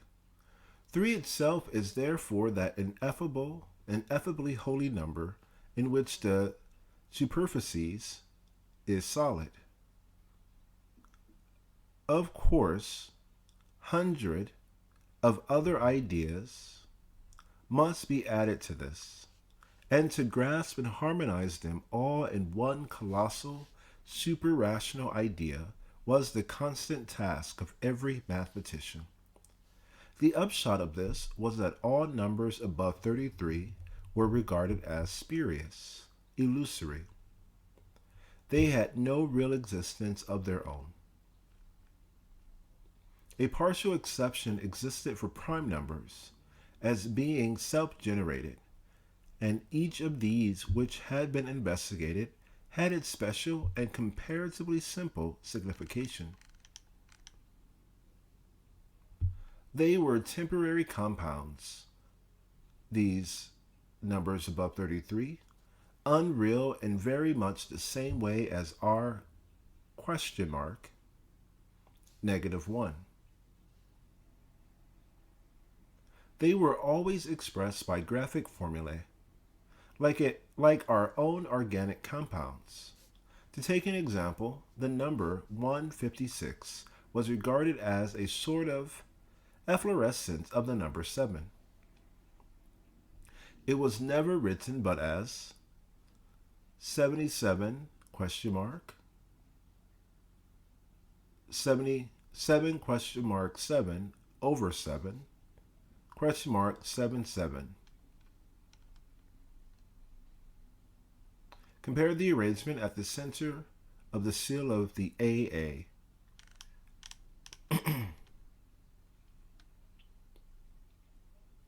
So you have a whole number in the hundreds next to a fraction next to a whole number. So 770 question mark and 700 question mark 7 divided by 7, and question mark 177. Again, 11 was usually written 3 plus 5 plus 3. It was always the aim to find symmetry in these expressions, and also to find an easy way to 1. This last is difficult to explain. 11 was their great key of magic. It is a twofold number in that the act of becoming 1. It is a twofold number in the act of becoming 1. 37 was the presence of 1, inasmuch as multiplying it by 3 gives 111, 3 ones, which divided again by 3 in another manner yield 1. One would rather think of 48 as 37 plus 11 than as 4 times 12. It is the statement of an elementary textbook dating from the earliest days of Atlas. It was a sort of moral duty to teach the mind to think in this manner. The number 7 was the perfect number, with them as with us, but for very different reasons. It was the link between Earth and Venus, for one thing. I cannot explain why. It was the number of the Atla, and the house of success, 2 being the house of battle. It was also grace, softness, ease, healing, and joy of Zittel, as well as play of phosphorus. Many mathematicians, however, attacked it with vigor. There was at one time an almost general consent to replace it by 8, and its rapture combination 31 by 33. Despite the intense preoccupation with such ideas, mathematics as we know them had reached a perfection which, if it does not surpass that of our own civilization, fails principally because its theorems, handed down to Euclid and Pythagoras, although imperfectly, formed a springboard whence we might leap. The initiation of children was also a matter reserved for the high house. Weaned at 3 months, the children were tended by the lower classes until the age of puberty, an occurrence which fitted them at once for initiation. A legate from the high house was sent for, and in his presence the child was brought, acquainted with Zittel by both its father and its mother, and full instruction in working was further conferred by any member of the house who chose to do so. This in practice meaning that by everybody. The ceremonies were frequently long and exhausting. Children often died in the course of them. This was not regarded as a serious calamity. Some schools of magicians even pretended to rejoice. The representative of the high house had a prior right to the parents of the child.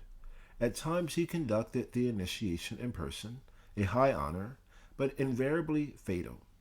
On rare occasions, male children were sent over to the Atla to be devoured. The parents of so fortunate a child were advanced in rank on the spot, and had special privileges conferred on them, sometimes even being transferred to a house of houses. All those who dwelt in the high house were veiled whenever they appeared, in order to prevent it being known that they were of the same appearance in all respects as their inferiors. This ordinance had been made after the great conspiracy, with which I shall deal in the chapter on history.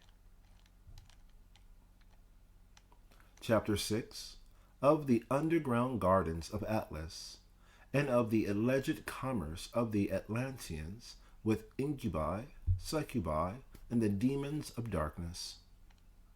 I have referred to the contempt with which the Atlanteans were prone to regard the vegetable kingdom. Animals, including men, shared their scorn.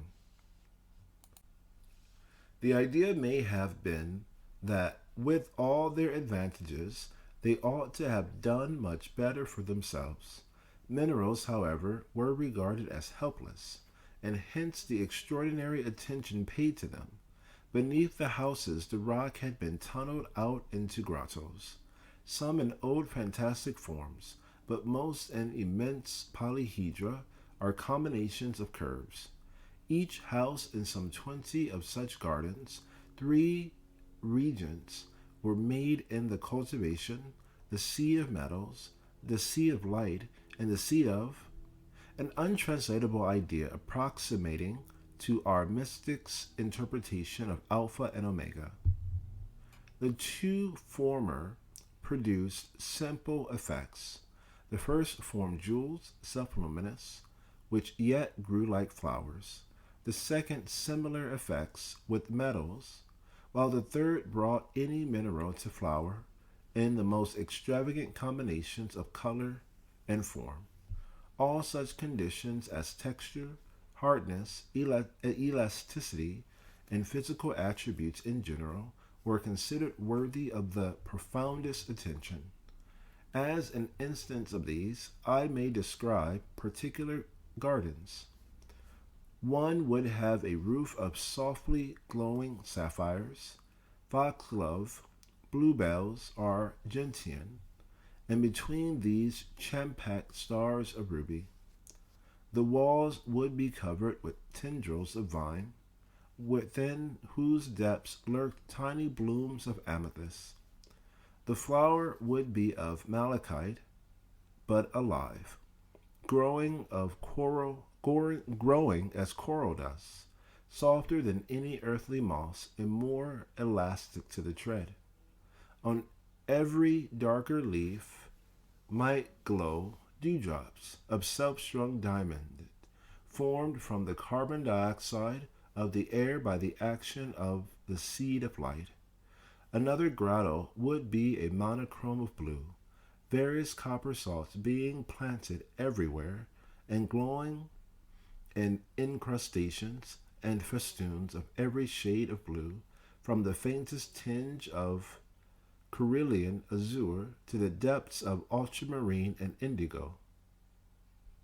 The floor would be mingled translucent blue and green and gray, in whose abyss would be seen shapes of anemones, perhaps of such hues as iron oxide, silver chromate, and cupramonium cyanate.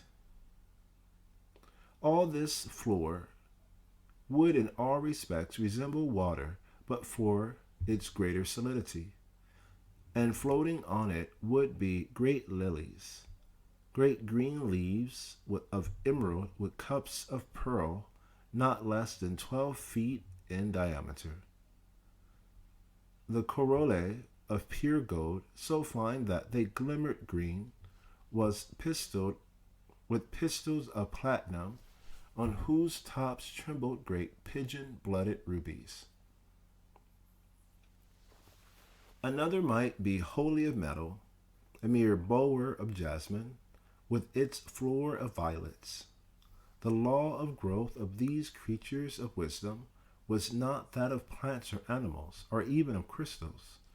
It was that of the earth, constantly growing at the planet approached the sun. They as steadily shrank as she departed to aphelion. That was not growth and decay, but the rise and fall of an eternal bosom. It is probably, too, that this is one of the reasons why Atlas neglected the higher kingdoms. They had learned to grow, but on wrong lines, and it was too late to endeavor to correct the error. These gardens were the principal places of working.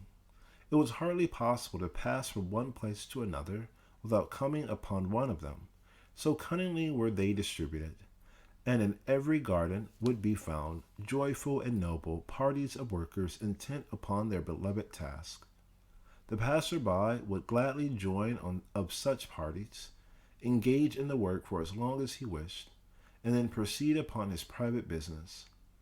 In these same gardens, too, were salvers and goblets always filled with zeal, and after toil, refreshment fitted the workers to return to labor. Now of these workings, the garden's strange tales are told. It is said that the inhabitants falling to repose were visited by incubi and succubi, whatever the nature of these may be, and I by no means concur in the opinion of Sinistrari. He wrote the classic on incubi and succubi, manuscript note on one of the TSS of LIBER 51, apparently by K.G. The reference is to a volume called Demonality, which has in the 20th century been published in an English translation by Montague Summers. The original was condemned for heresy, possibly because Senestari argued that incubi and succubi could potentially be redeemed, and the English edition prosecuted for obscenity. And that they welcome such with eagerness.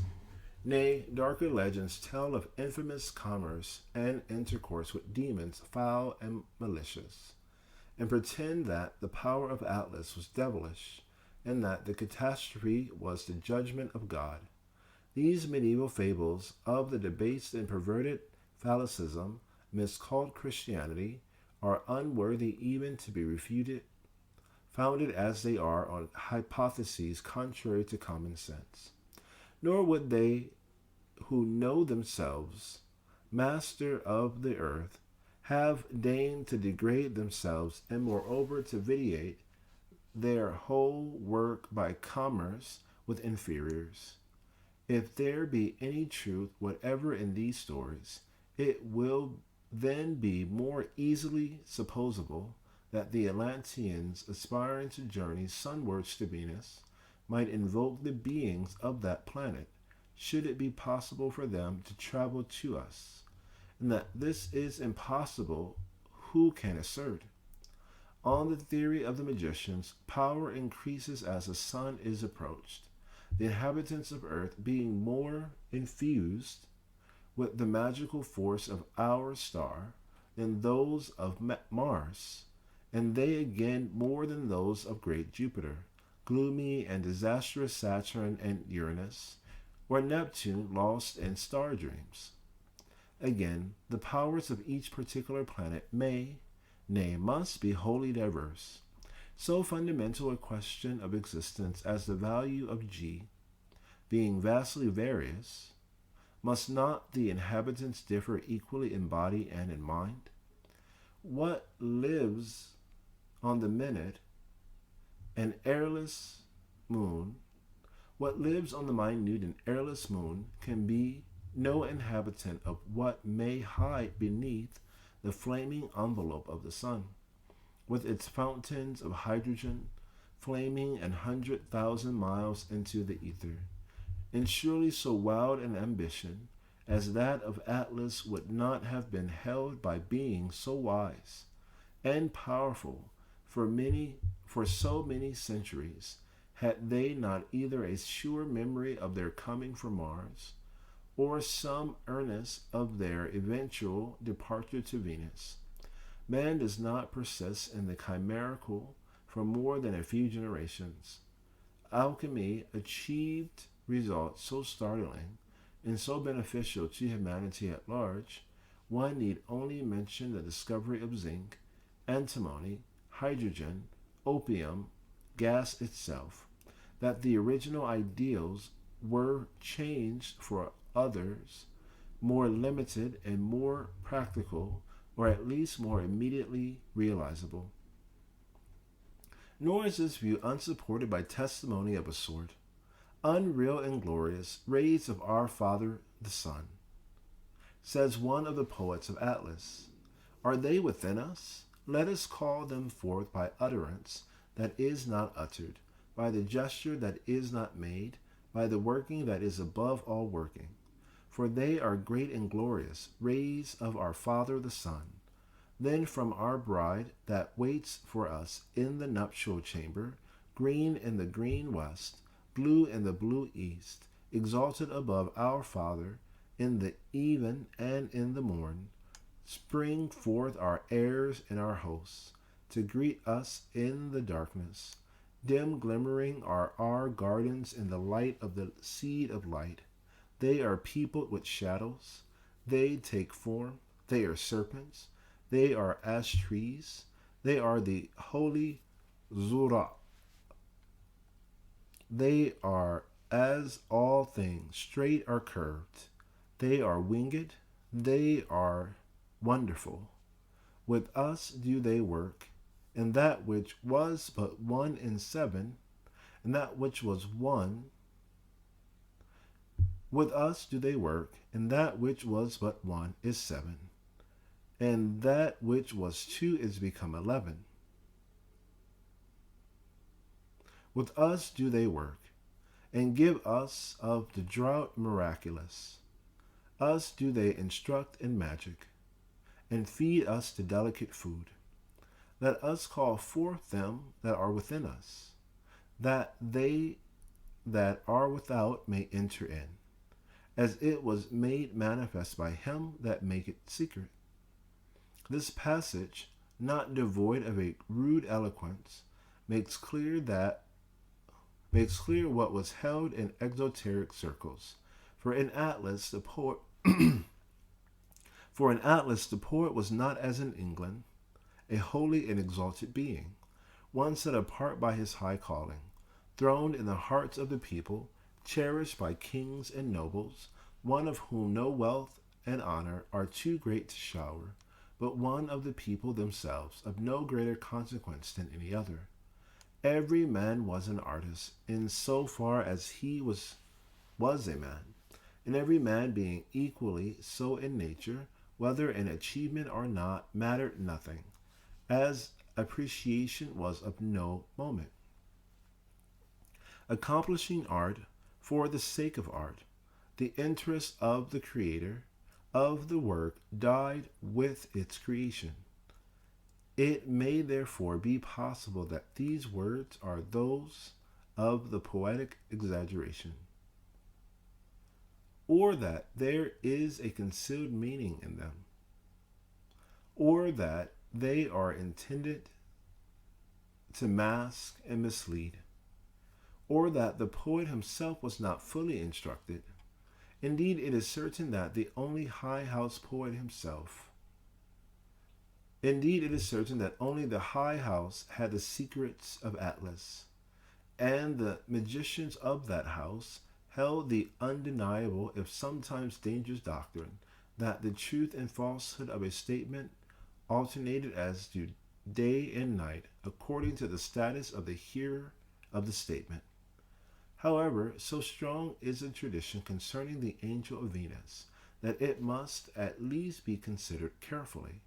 The theory appears to have been that if the magicians of Venus invited the Atlanteans, means would assuredly follow, just as if a king summons a paralyzed man to his presence. He will also send officers to convey him.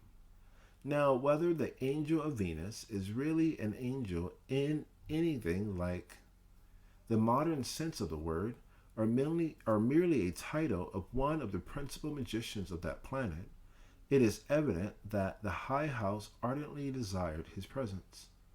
That this might be manifested by the birth of a child without the stain of Atla was clearly an ultimate desideratum, an outward and visible sign of redemption, an obvious guarantee of the reality of the occurrence.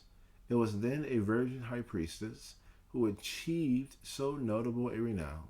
Whether or not this is a mere poetic parable of the abiogenesis, if it indeed fair to describe it, of the 11th stage of Zero, is another and an open question.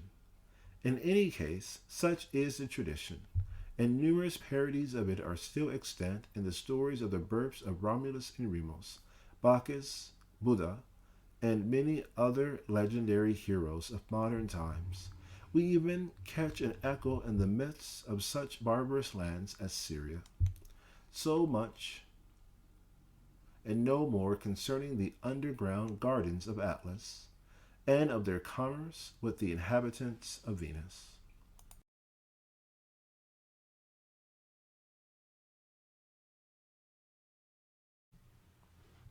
Chapter 7 of Marriage and Other Curious Customs of the Atlanteans, and of Sacrifices to the Gods.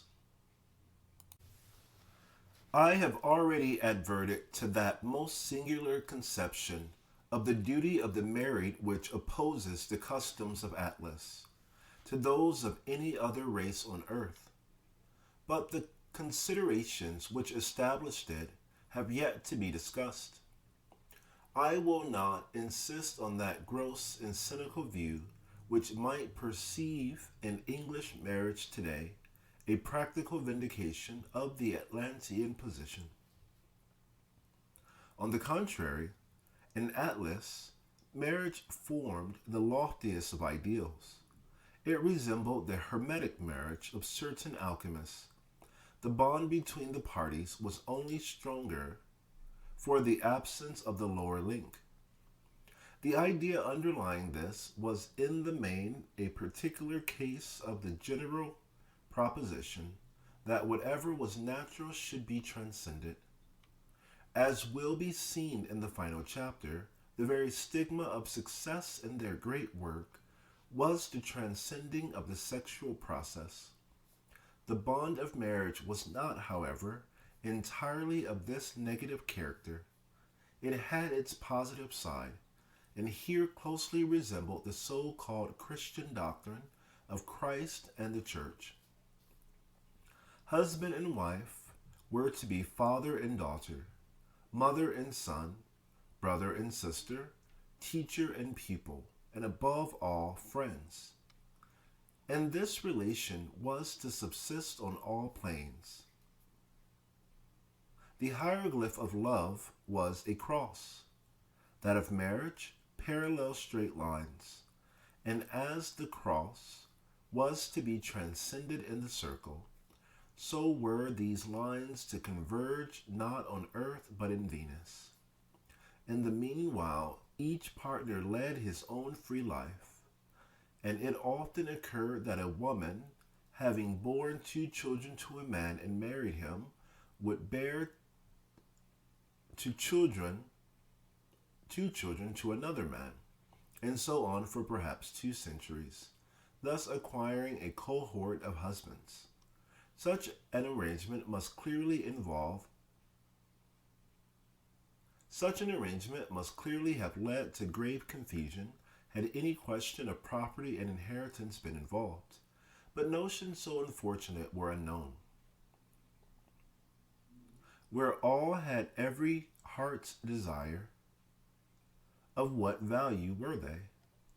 It is true that some division of labor, though little, was involved in the social scheme, but it occurred to no one to regard the supervision of the serviles as less honorable than the offering of the great sacrifices.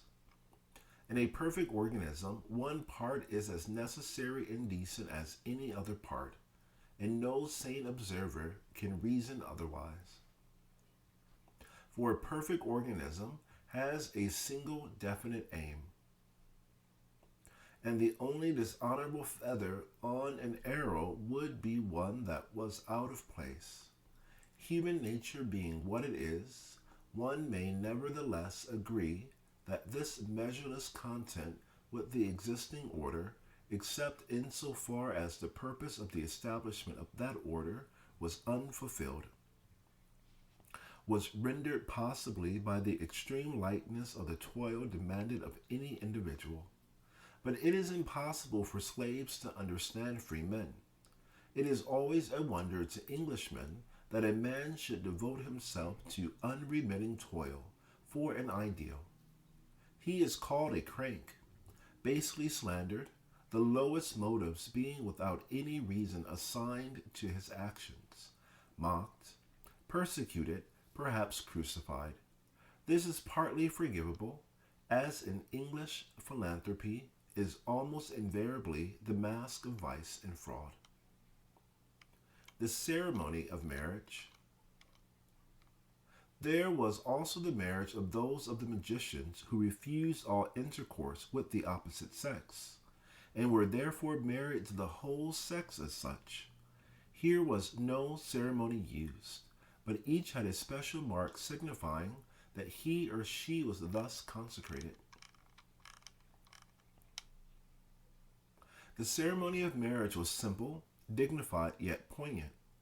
The lovers, in the presence of their whole house, publicly embraced for the last time.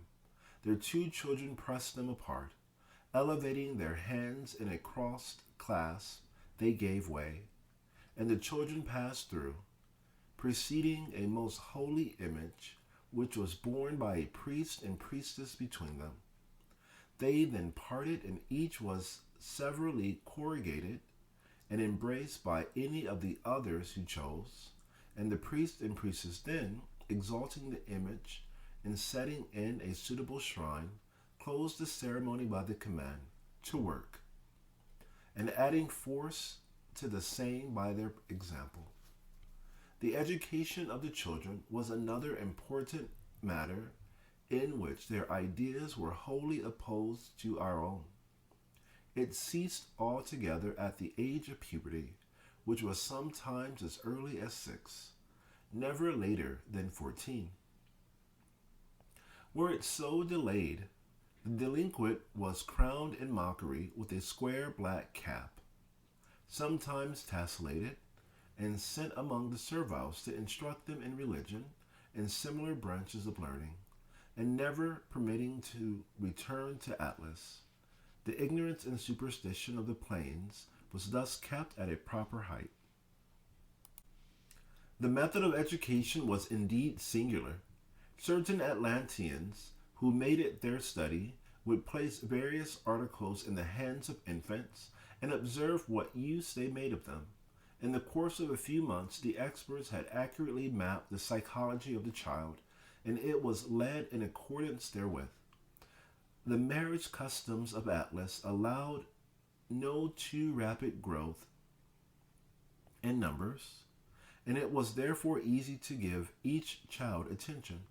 The method of opposition was again employed in education, the child's natural wish being constantly stimulated by a parallel training in the contrary subject. Children were also shown a series of ordered facts and an explanation given, but not the least pain was taken to ascertain whether the child had retained those instructions. They were left as impressions on the mind. The brain was not injured by the strain of being constantly forced to bring up its stores from the subconscious. It was found in practice that every child learned everything that it was shown, and that this learning was already for use, and that this learning was always ready for use, while the consciousness was never wearied or overcrowded.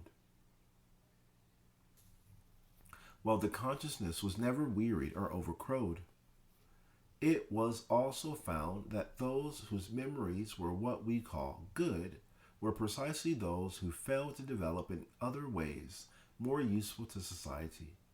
The most peculiar of all their methods was the search for genius. It was the business of the experts to pay the most serious and relevant attention to all that a child did, and whenever they failed to understand the workings of its mind, to place it under the charge of a special guardian, who did his utmost to comprehend sufficiently to be able to encourage it to become yet more unintelligible. Apud eos membrum verul membrano lucido erat, ut quod quellis circumcisio di navitatis facto erit. Vix crederi dinu est tanquam verum feminarum montes venereales similitudine faces fueri, faces dominace, sordonice, satorice, cujos os eret os volve, res horribiles attic ridiculus. Ferunt similaria di verorum, que singut imagines, homon culorum fuere, lege judaica dasse. Latin, read, judge, be silent.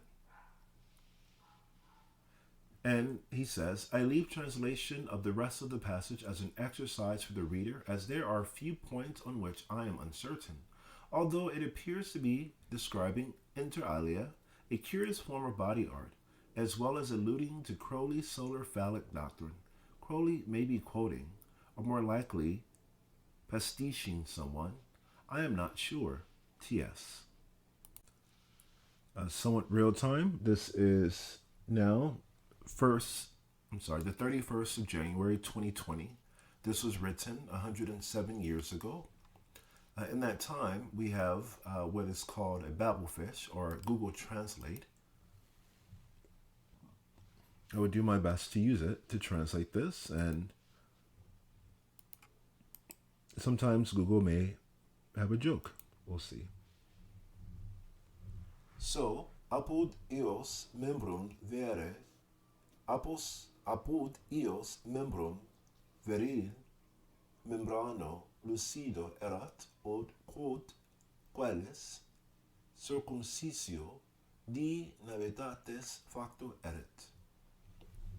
It's translated as, that among them a luminous membrane was a member of a man's, the quality because of the circumcision. Activity was built. So I think he's saying that the men had very beautiful penises as a result of a unique form of circumcision used to affect that particular quality.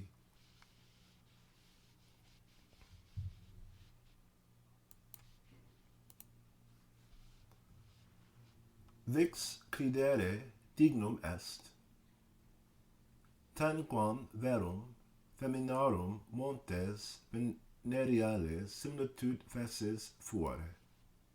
Faces domine se, sordone que, and I'll continue.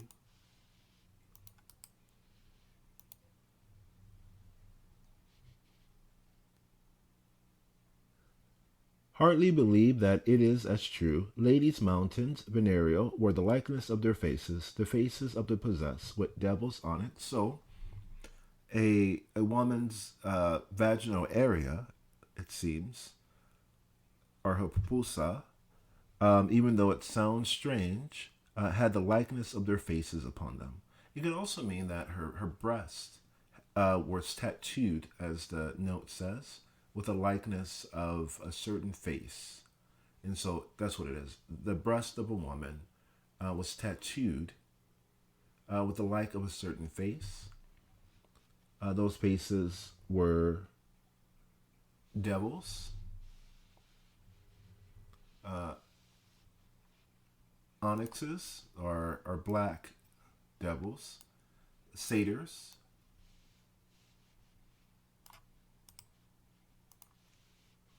there's cujos, os erat os vulve.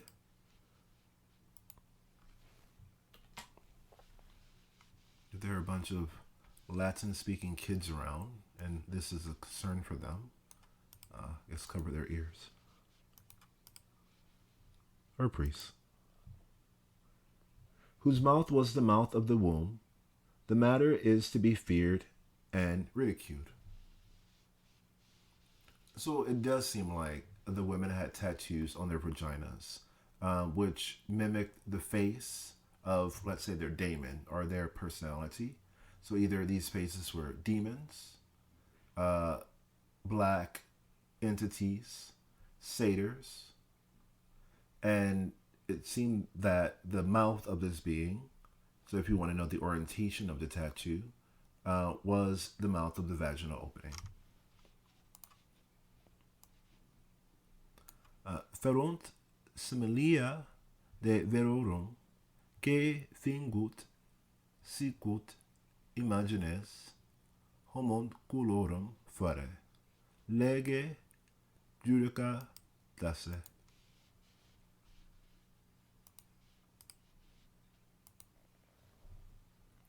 They, like the men who mowed, as the images were homunculi.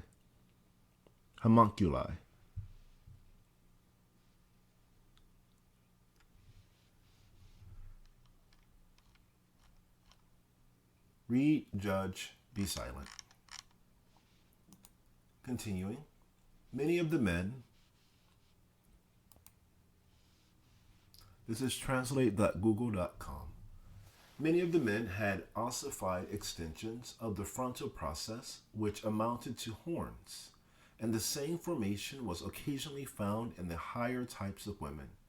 Curiously carven headdresses of gold were worn by both sexes, and those of priestly rank adorned them with living serpents, and the high priest yet further with feathers or with wings, such being not the spoils of dead birds, but the blossoms of the live gold of the crowns. Some tradition of this custom is found in the pictures of the gods of Egypt, these gods being merely the Atlanteans whose mission civilized the country. The names of some of the earlier gods confirm this. Nuh, Hebrew Noah, is Atlantean for arch. Zu, Egypt, Shu, for many ideas connected with wind. Asi means kunos, quasi, serpents.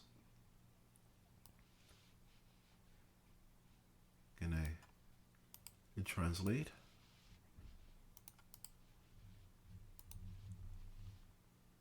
Vulva like a snake. Obviously the name of an actual high priestess. Ra is pure Atlantean for sun, and Mise, Egyptian Homse, for moon. The idea in Mise, is that of a strong woman, Mim, closing the mouth of a serpent, Si, or dragon, and from this we have the 11th card of the Bohemian Tarot, and the legend and the apocalypse. In the mystic Greek used by the Gnostics, we find similar traces. Sophia being from SPH, giving the idea of serpent breath, in essence, wisdom. EAO is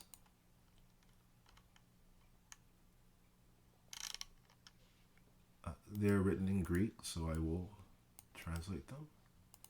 See if I can get them to sound. Phallos ktari pruktos. Phallos ktari pruktos. Which are translated here as phallus, comb, anus. And comb used euphemistically for vulva.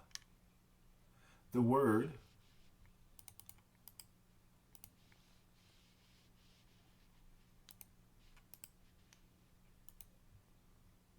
logos means the boy, lambda, naturally engendered of the virgin, capital lambda,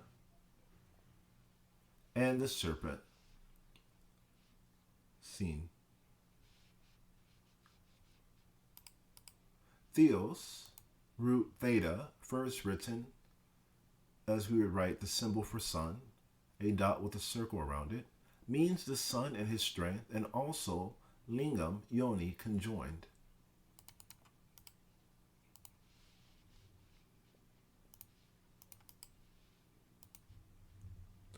Christos is the love of passion of the rising sun, and the serpent sigma.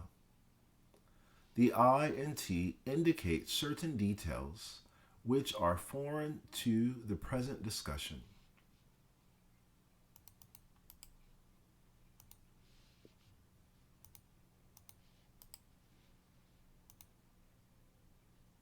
Numa, Atlantean in M, is the arch of the woman. Maria, the woman of the sun. The words, well, and there's a note. Mar in Atlantean, also Sanskrit for die. This word throws light on their conception of death.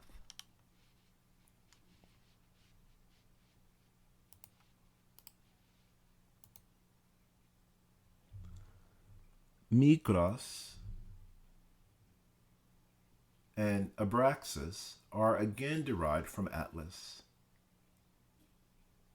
Mithras and Abraxas are again derived from Atlas.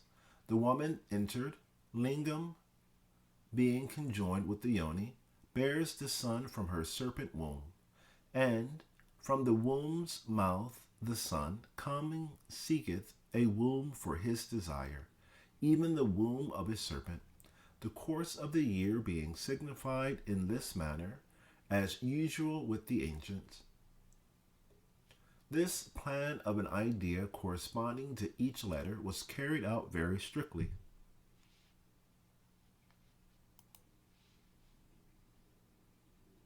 Thus, tele, black, means the stigma or mark of the virgin's womb.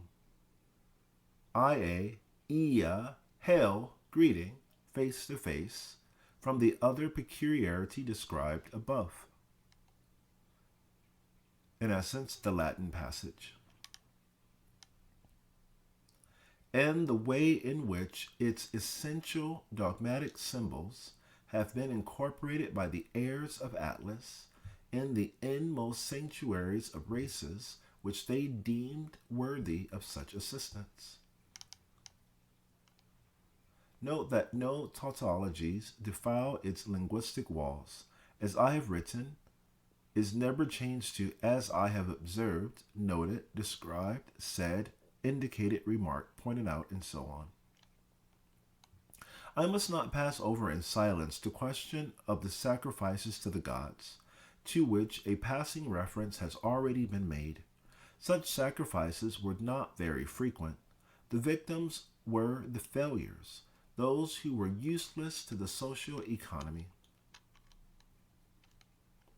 I must revert for a moment to the language. Oike, oik, Greek oikos, means the house of the penetrating men. Nome, Greek nomos, the arch of the house of the woman. In essence, that which roofed them in or protected them, hence the law. As they represented capital expenditure, the object was to recover this, at least since no interest could be expected. This victim was therefore handed over to a high priest or priestess who extracted the life by an instrument derived.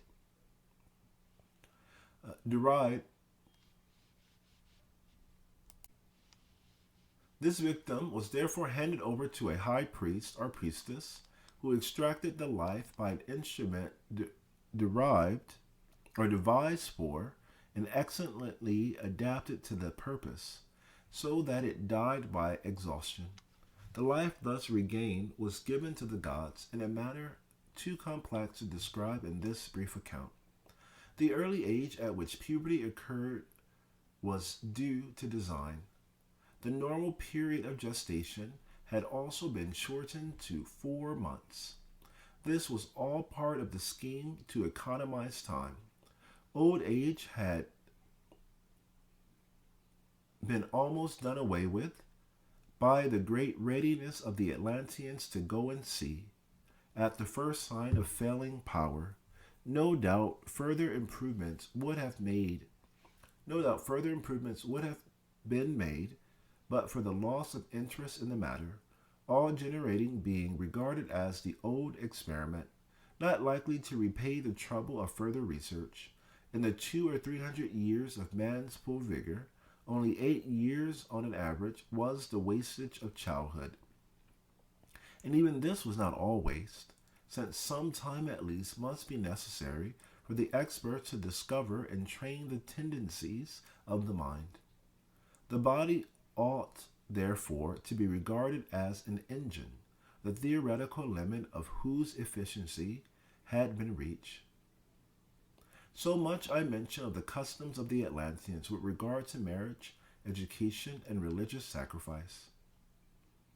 Chapter 8 of the history of Atlas, from its earliest origins to the period immediately preceding the catastrophe. The origin of Atlas is lost in the obscurity of antiquity. The official religious explanation is this. We came across under the waters on the living Atla, which is pious but improbable. A mystic meaning is to be suspected.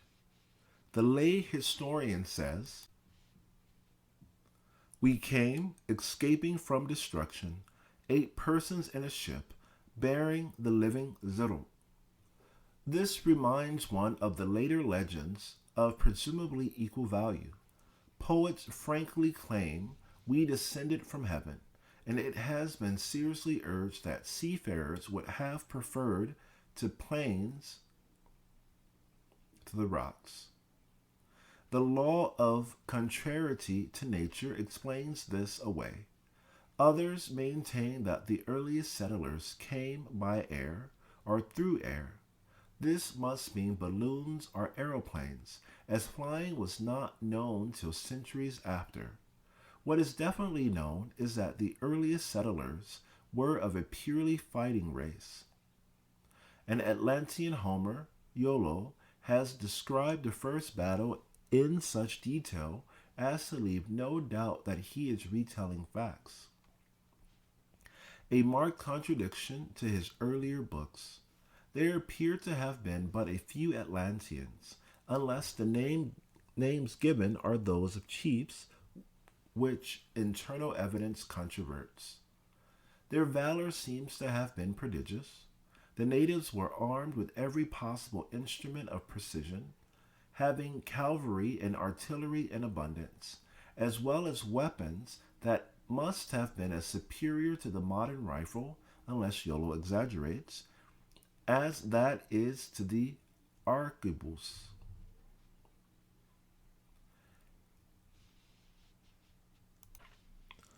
Also called arquebuses, any of several small caliber, long guns operated by a matchlock or wheel lock mechanism dating from about 1400.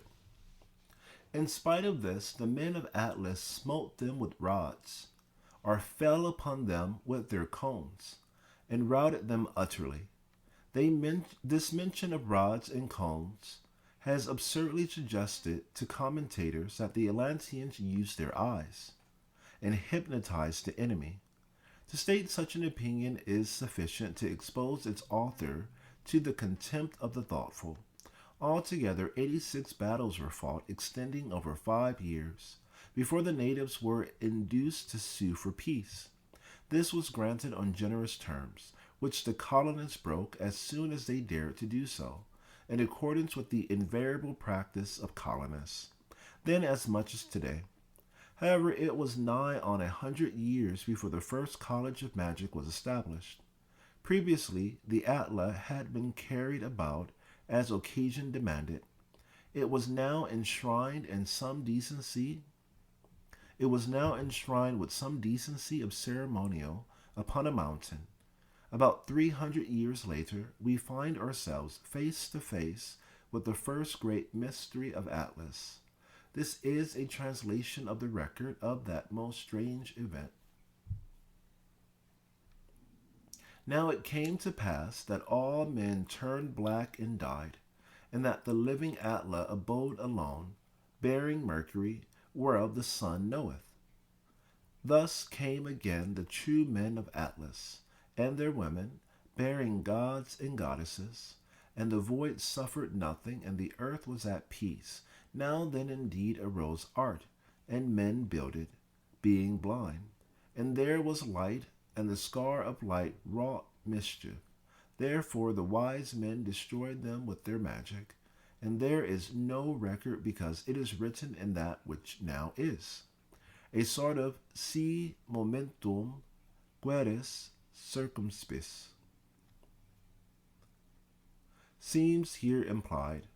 In any case, there were clearly two gaps unbridgeable between the early struggles of the settlers, the period of great building, and the modern period which proved stable of houses. The houses were only made possible by the perfecting of Zittel, and this helped considerably to fix the date. The next 2,500 years were years of peaceable progress. The labor mills were run without a hitch, and the next event was the discovery of black phosphorus.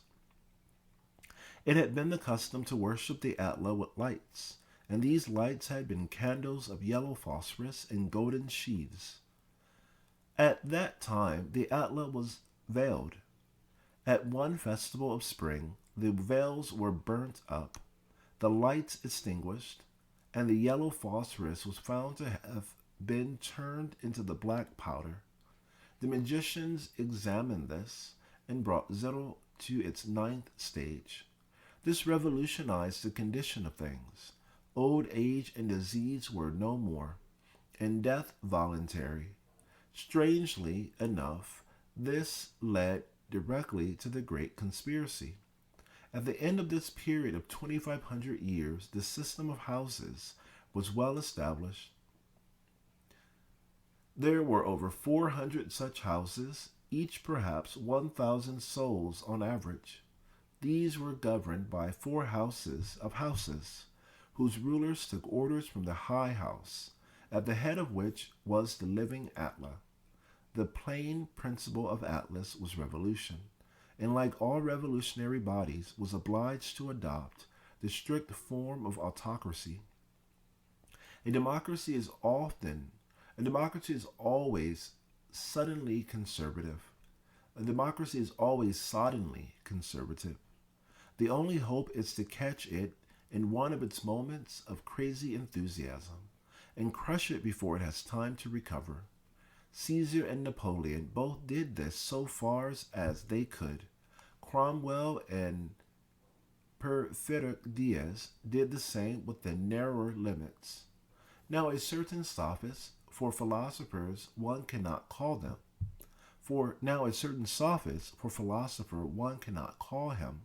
tried to enunciate a magical law to the effect that the present standard of life was all that could be desired, that further progress would be harmful, that Venus was not worth attaining, and that the sole endeavor of the magicians should be to preserve things as they were. That such a proposition could be supposed a law reflects no credit on its author or its supporters. Yet of these it found many. The ninth stage of Zittel was a leap calculated to unsettle the calmest mind.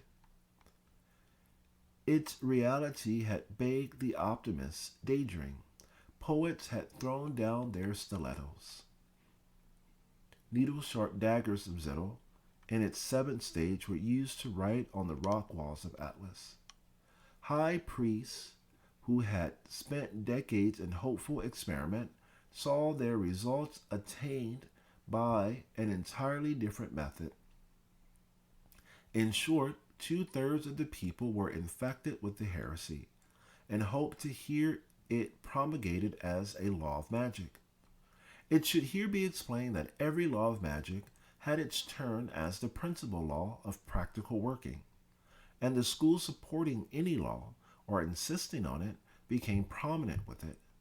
Every dominant law in all history had always been made insignificant by a new discovery about Zittel, or other matter of practical importance, just as the peace with honor battle cry of Disraeli was drowned by the calculation of the cost of warships, soldiers, and patriotism. Each step in Zittel had consequently implied the rise of power of a new school, and the sophist was ambitious. and yet the law he wished to establish was the ruling law of the servile races. The law was accordingly sent to the High House for approval. Some opposition may have been foreseen, but no one was prepared for the blackness of disapproval which actually radiated, striking hearts cold. A course without precedent was suspended. On the contrary, a course without precedent, the law was accordingly sent to the High House for approval. Some opposition may have been foreseen, but no one was prepared for the blackness of disapproval which actually radiated, striking hearts cold. A course without precedent, no answer was vouchsafed. On the contrary, even normal communication was suspended. The houses which favored the innovation, 333 in number, took counsel, came to the decision that it was useless to oppose the High House, and were about to acquiesce when a woman who had once been in the presence of, to her, rose and thought vehemently, the living Atla is the head of our conspiracy. In other words, they were the loyalists, the magicians of the High House, the rebels. This was why they had cut themselves off, because their own head was against them. It was instantly resolved to go to the High House and demand the custody to her. Nearing the goal, however, a remnant of the ancient reverence have cowed even the ringleaders. I may mention that 5 of every 6 of the heretics were women. When they saw a stern phalanx of magicians, its point threatening their center, as they wavered, a woman cried, "They are only men such as we." The ranks stiffened. On all sides the army closed upon the tiny phalanx, which only numbered 56 all told. It was then that the truth was known. Ere a blow could be struck, the attacking party vanished. It was instantaneous and complete annihilation. From that moment it was certain that the ruling power in Atlas was something. This matter is not open for discussion. Even at this distant date, it would be dangerous to do as much as indulge in speculation. Was something infinitely more awful than even the living Atla. In order to avoid any possible repetition of such a disaster, for the magicians of the High House knew that any manifestation of the Supreme must unto the work of centuries, they gave out that they had become too terrible to look upon, and for the future they always appeared with heavy veils, or rather masks, since for the most part they were carven fantastically by the wearers in the leisure hours. A further alteration was made in the system of government. The head of one of the houses of houses was made supreme. The High House took no part in affairs of state. Thus the Atla was to all intents and purposes deposed, although the same reverence and sacrifice were paid to it as formerly. It became a constitutional monarch in our modern jargon. The next 2,000 years were years of serious trial in other ways.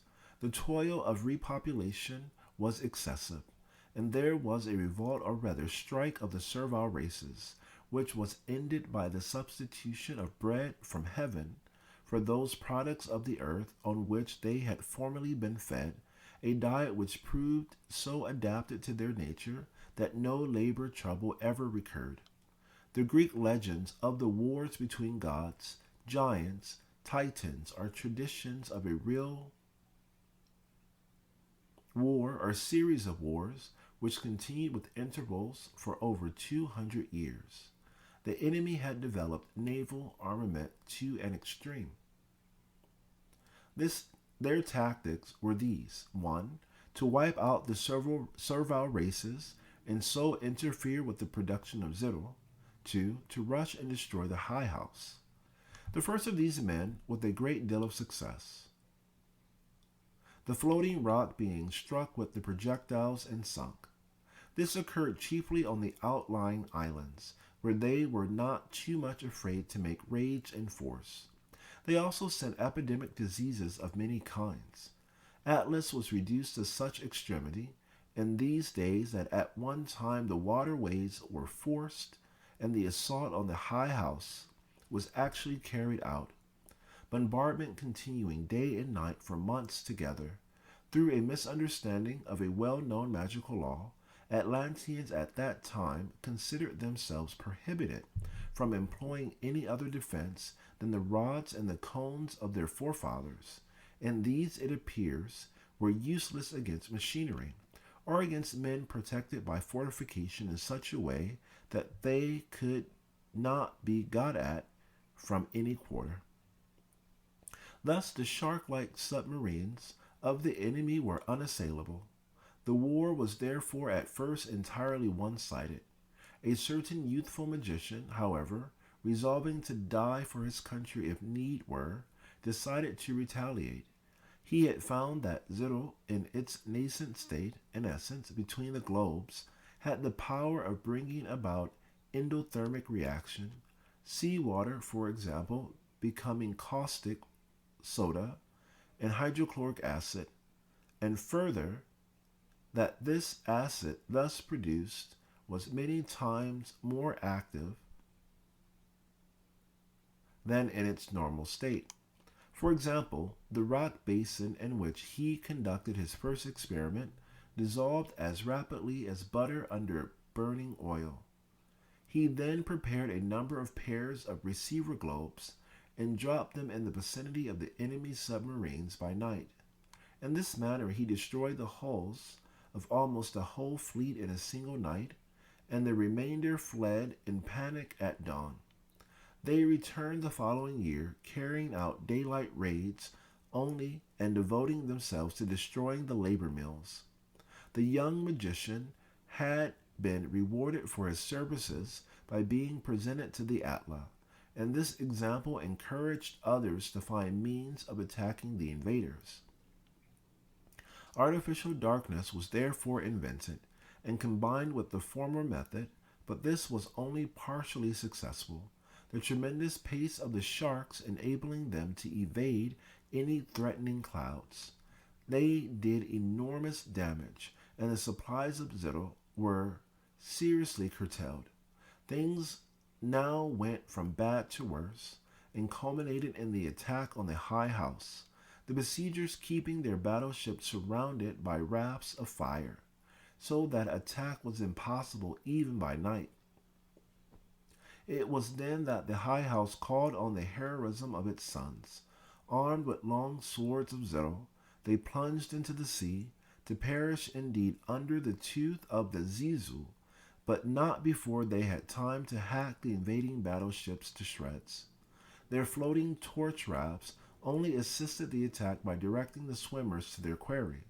The attack on the high house had roused Atlas at last. A counter-invasion was plotted and carried out with immediate and complete success, the enemy being exterminated and their country not merely ravaged, but destroyed by arousing the forces of earthquake. All activity of this kind being, however, deprecable, a recurrence was guarded against by removing the high house to the lofty mountain previously described, and a house was chosen to cultivate the art of war, and entrusted with the duty of destroying any living thing that might approach within 100 miles of Atlas.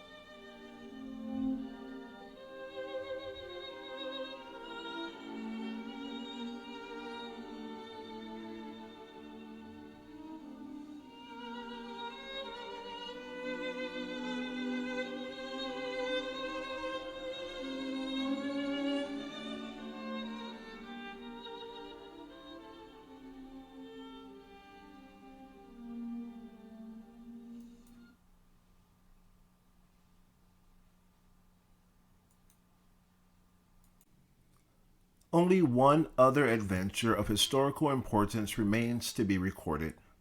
It is the attempt of some foolish Atlanteans to found an empire, and so to be entirely distinguished from the missionary effort referred to previously. The original settlement of Atlas, as has been the case with all flourishing colonies, was made by a few hardy pioneers who strengthened themselves by growth. But Atlas, in her momentary madness, poured out blood and treasure in the fatuous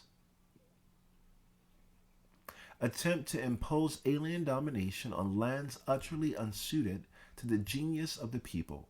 The idea, of course, was to increase the supply of labor and consequently the output of crude zero. In the first place, the adventure was expensive.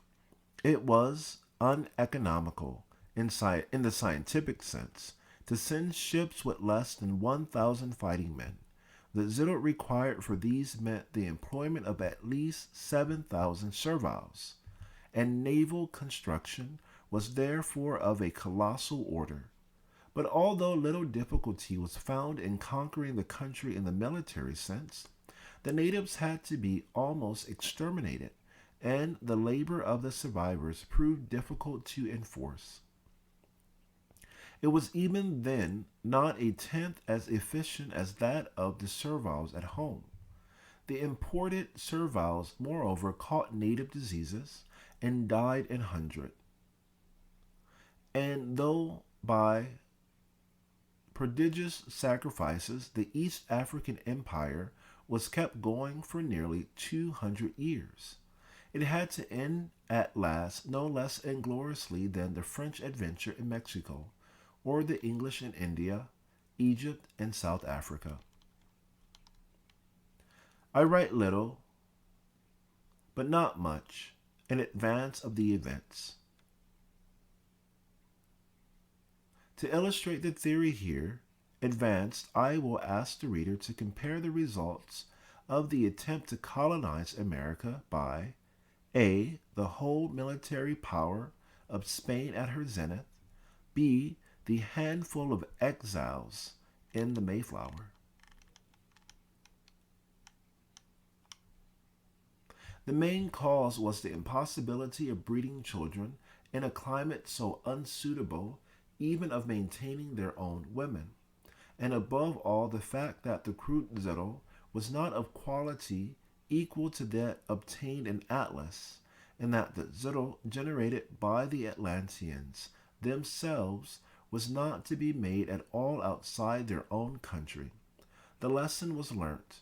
Until the end, no further attempt was made to advance in any but the true direction. The great majority of the colonists returned to Atlas, but many degenerating, as is the fashion with colonists of this conquering kind, abandoned zero for gross food, intermarried with the natives, and have generally degenerated yet further to races inferior even to the present descendants of those who were in those days equivalents of the serviles of Atlas.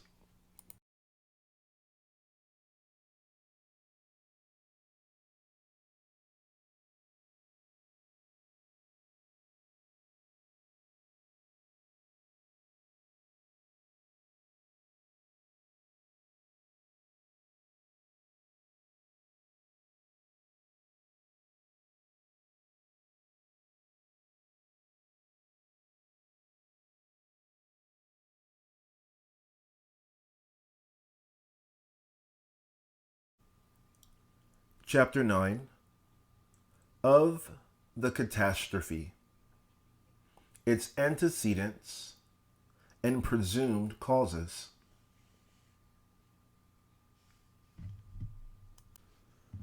In my remarks on zero, I gave a necessarily somewhat diffuse account of the properties of this remarkable substance.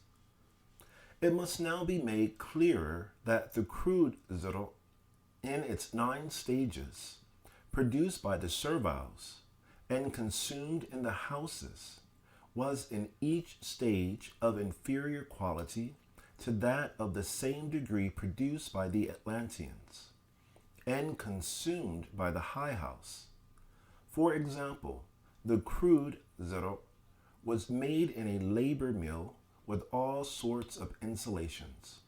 The first stage of the priest's zero could be made anywhere at any time, and naturally directed itself to the receptacle for it without any precautions. It must, I think, be presumed that the zero generated in the high house was again of far greater purity and potency. Very little of it can have been used in the experiments of the magicians, and it is therefore necessary to account for enormous quantities produced during many centuries of uninterrupted labor. I have, however, no data of any kind for this investigation. The mysteries of the high house have ever been inscrutable, and were not wholly delivered to the heirs of Atlas. They must be rediscovered by the magicians of the new race.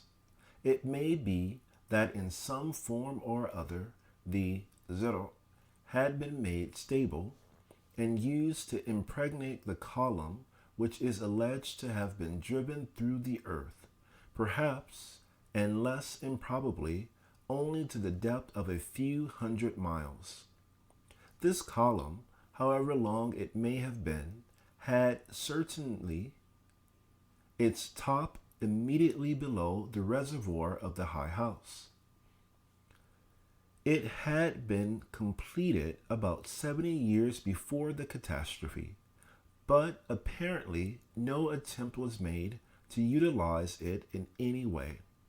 To me, it appears probably that in someone mind the whole catastrophe was brooding, that the column was part of the device, and that the event which I shall now describe was the other part.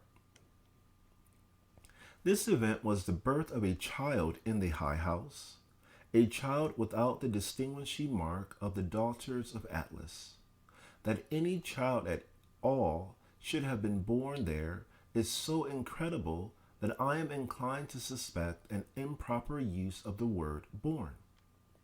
I think rather that a magician brought zero to its 11th stage, when it takes human form and lives.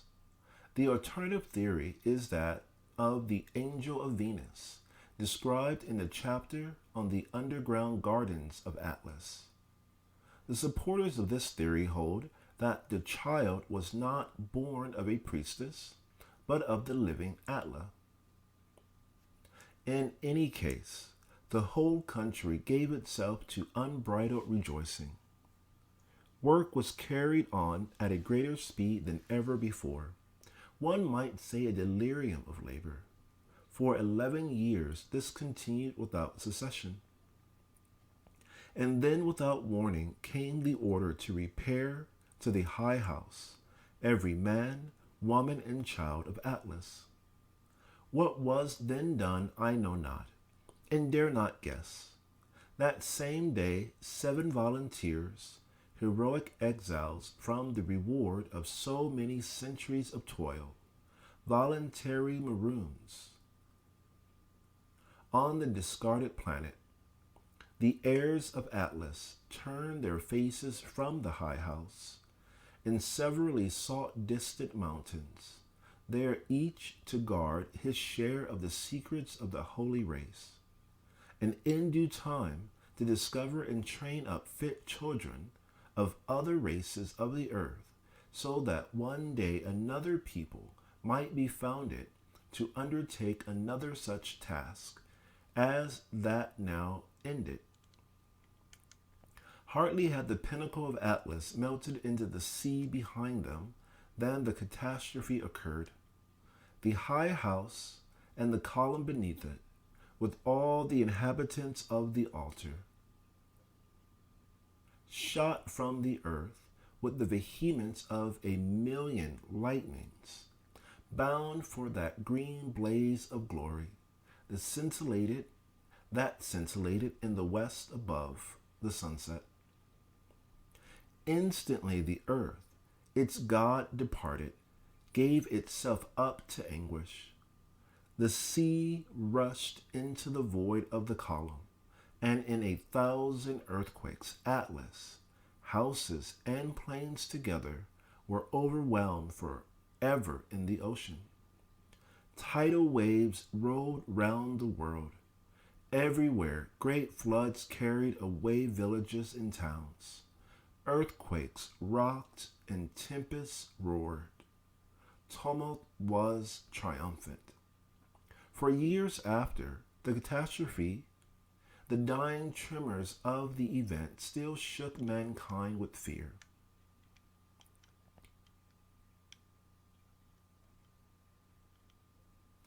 The legend of the deluge is derived from this event. And the eternal waves of the Great Mother rolled over Atlas, save where earth in her agony thrust up gaunt pinnacles, bare mass of wreckage to mark the vanished continents, save for their heirs of whose successors it is my highest honor to be the youngest and least worthy. Oblivion fell, like one last night in which the sun should be forever extinct, upon the land of Atlas and its people. Shall such high purpose fail of emulation, such achievement not example and excite us to like striving? Then let earth fall indeed from her high place in heaven, and mankind be outcast forever from the sun.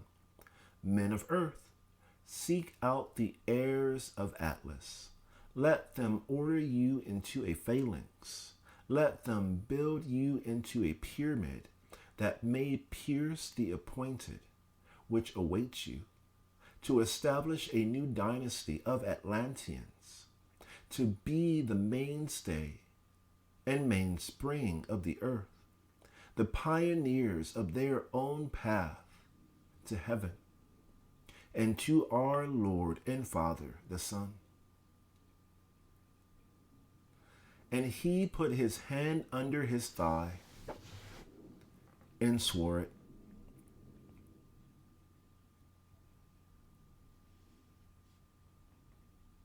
By the ineffable Wallah and by the holy Zero did he swear it, and entered into the body of the new Atla that is alive upon the earth.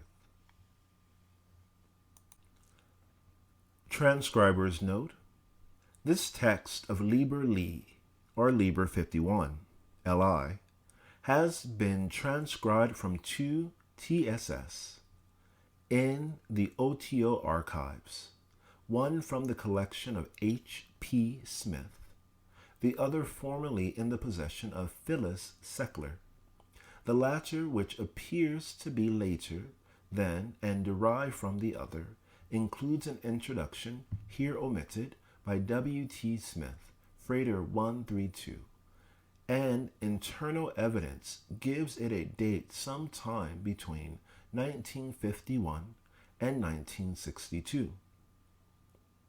Anno Domini. Both TSS are more or less fair copies. The second contains some handwritten corrections of typist errors, some marginal notes apparently by Karl Germer, Frater Saturnus, and Greek has been handwritten in a different hand to the marginalia. Footnotes are by Crowley unless otherwise indicated. Liber Li has been published under the title Atlantis, Malton, Ontario, Dove Press, 1970, with a brief introduction by Kenneth Anger, and a paperback edition by Morton Press, England, in 1974, and in 2 different editions in the 1980s. Ginkgo Press, OTO, 1985, Stellar Visions, 1986. A new edition was recently, summer 2003, Vogue, said to be in preparation by the OTO. Copyright Ordo Templi Orientis. Key entry and formatting by Frater T.S. This reading by Christopher Robert Neal, Esquire. At the tone, the time will be 10:04 a.m. Pacific Standard Time, 4 February 2020, Anno Domini Caesar, Tuesday, 15 degrees Aquarius, El Dol. The 2,458,884th Julian Day, courtesy of the al-Qura calendar of Saudi Arabia. End of this reading.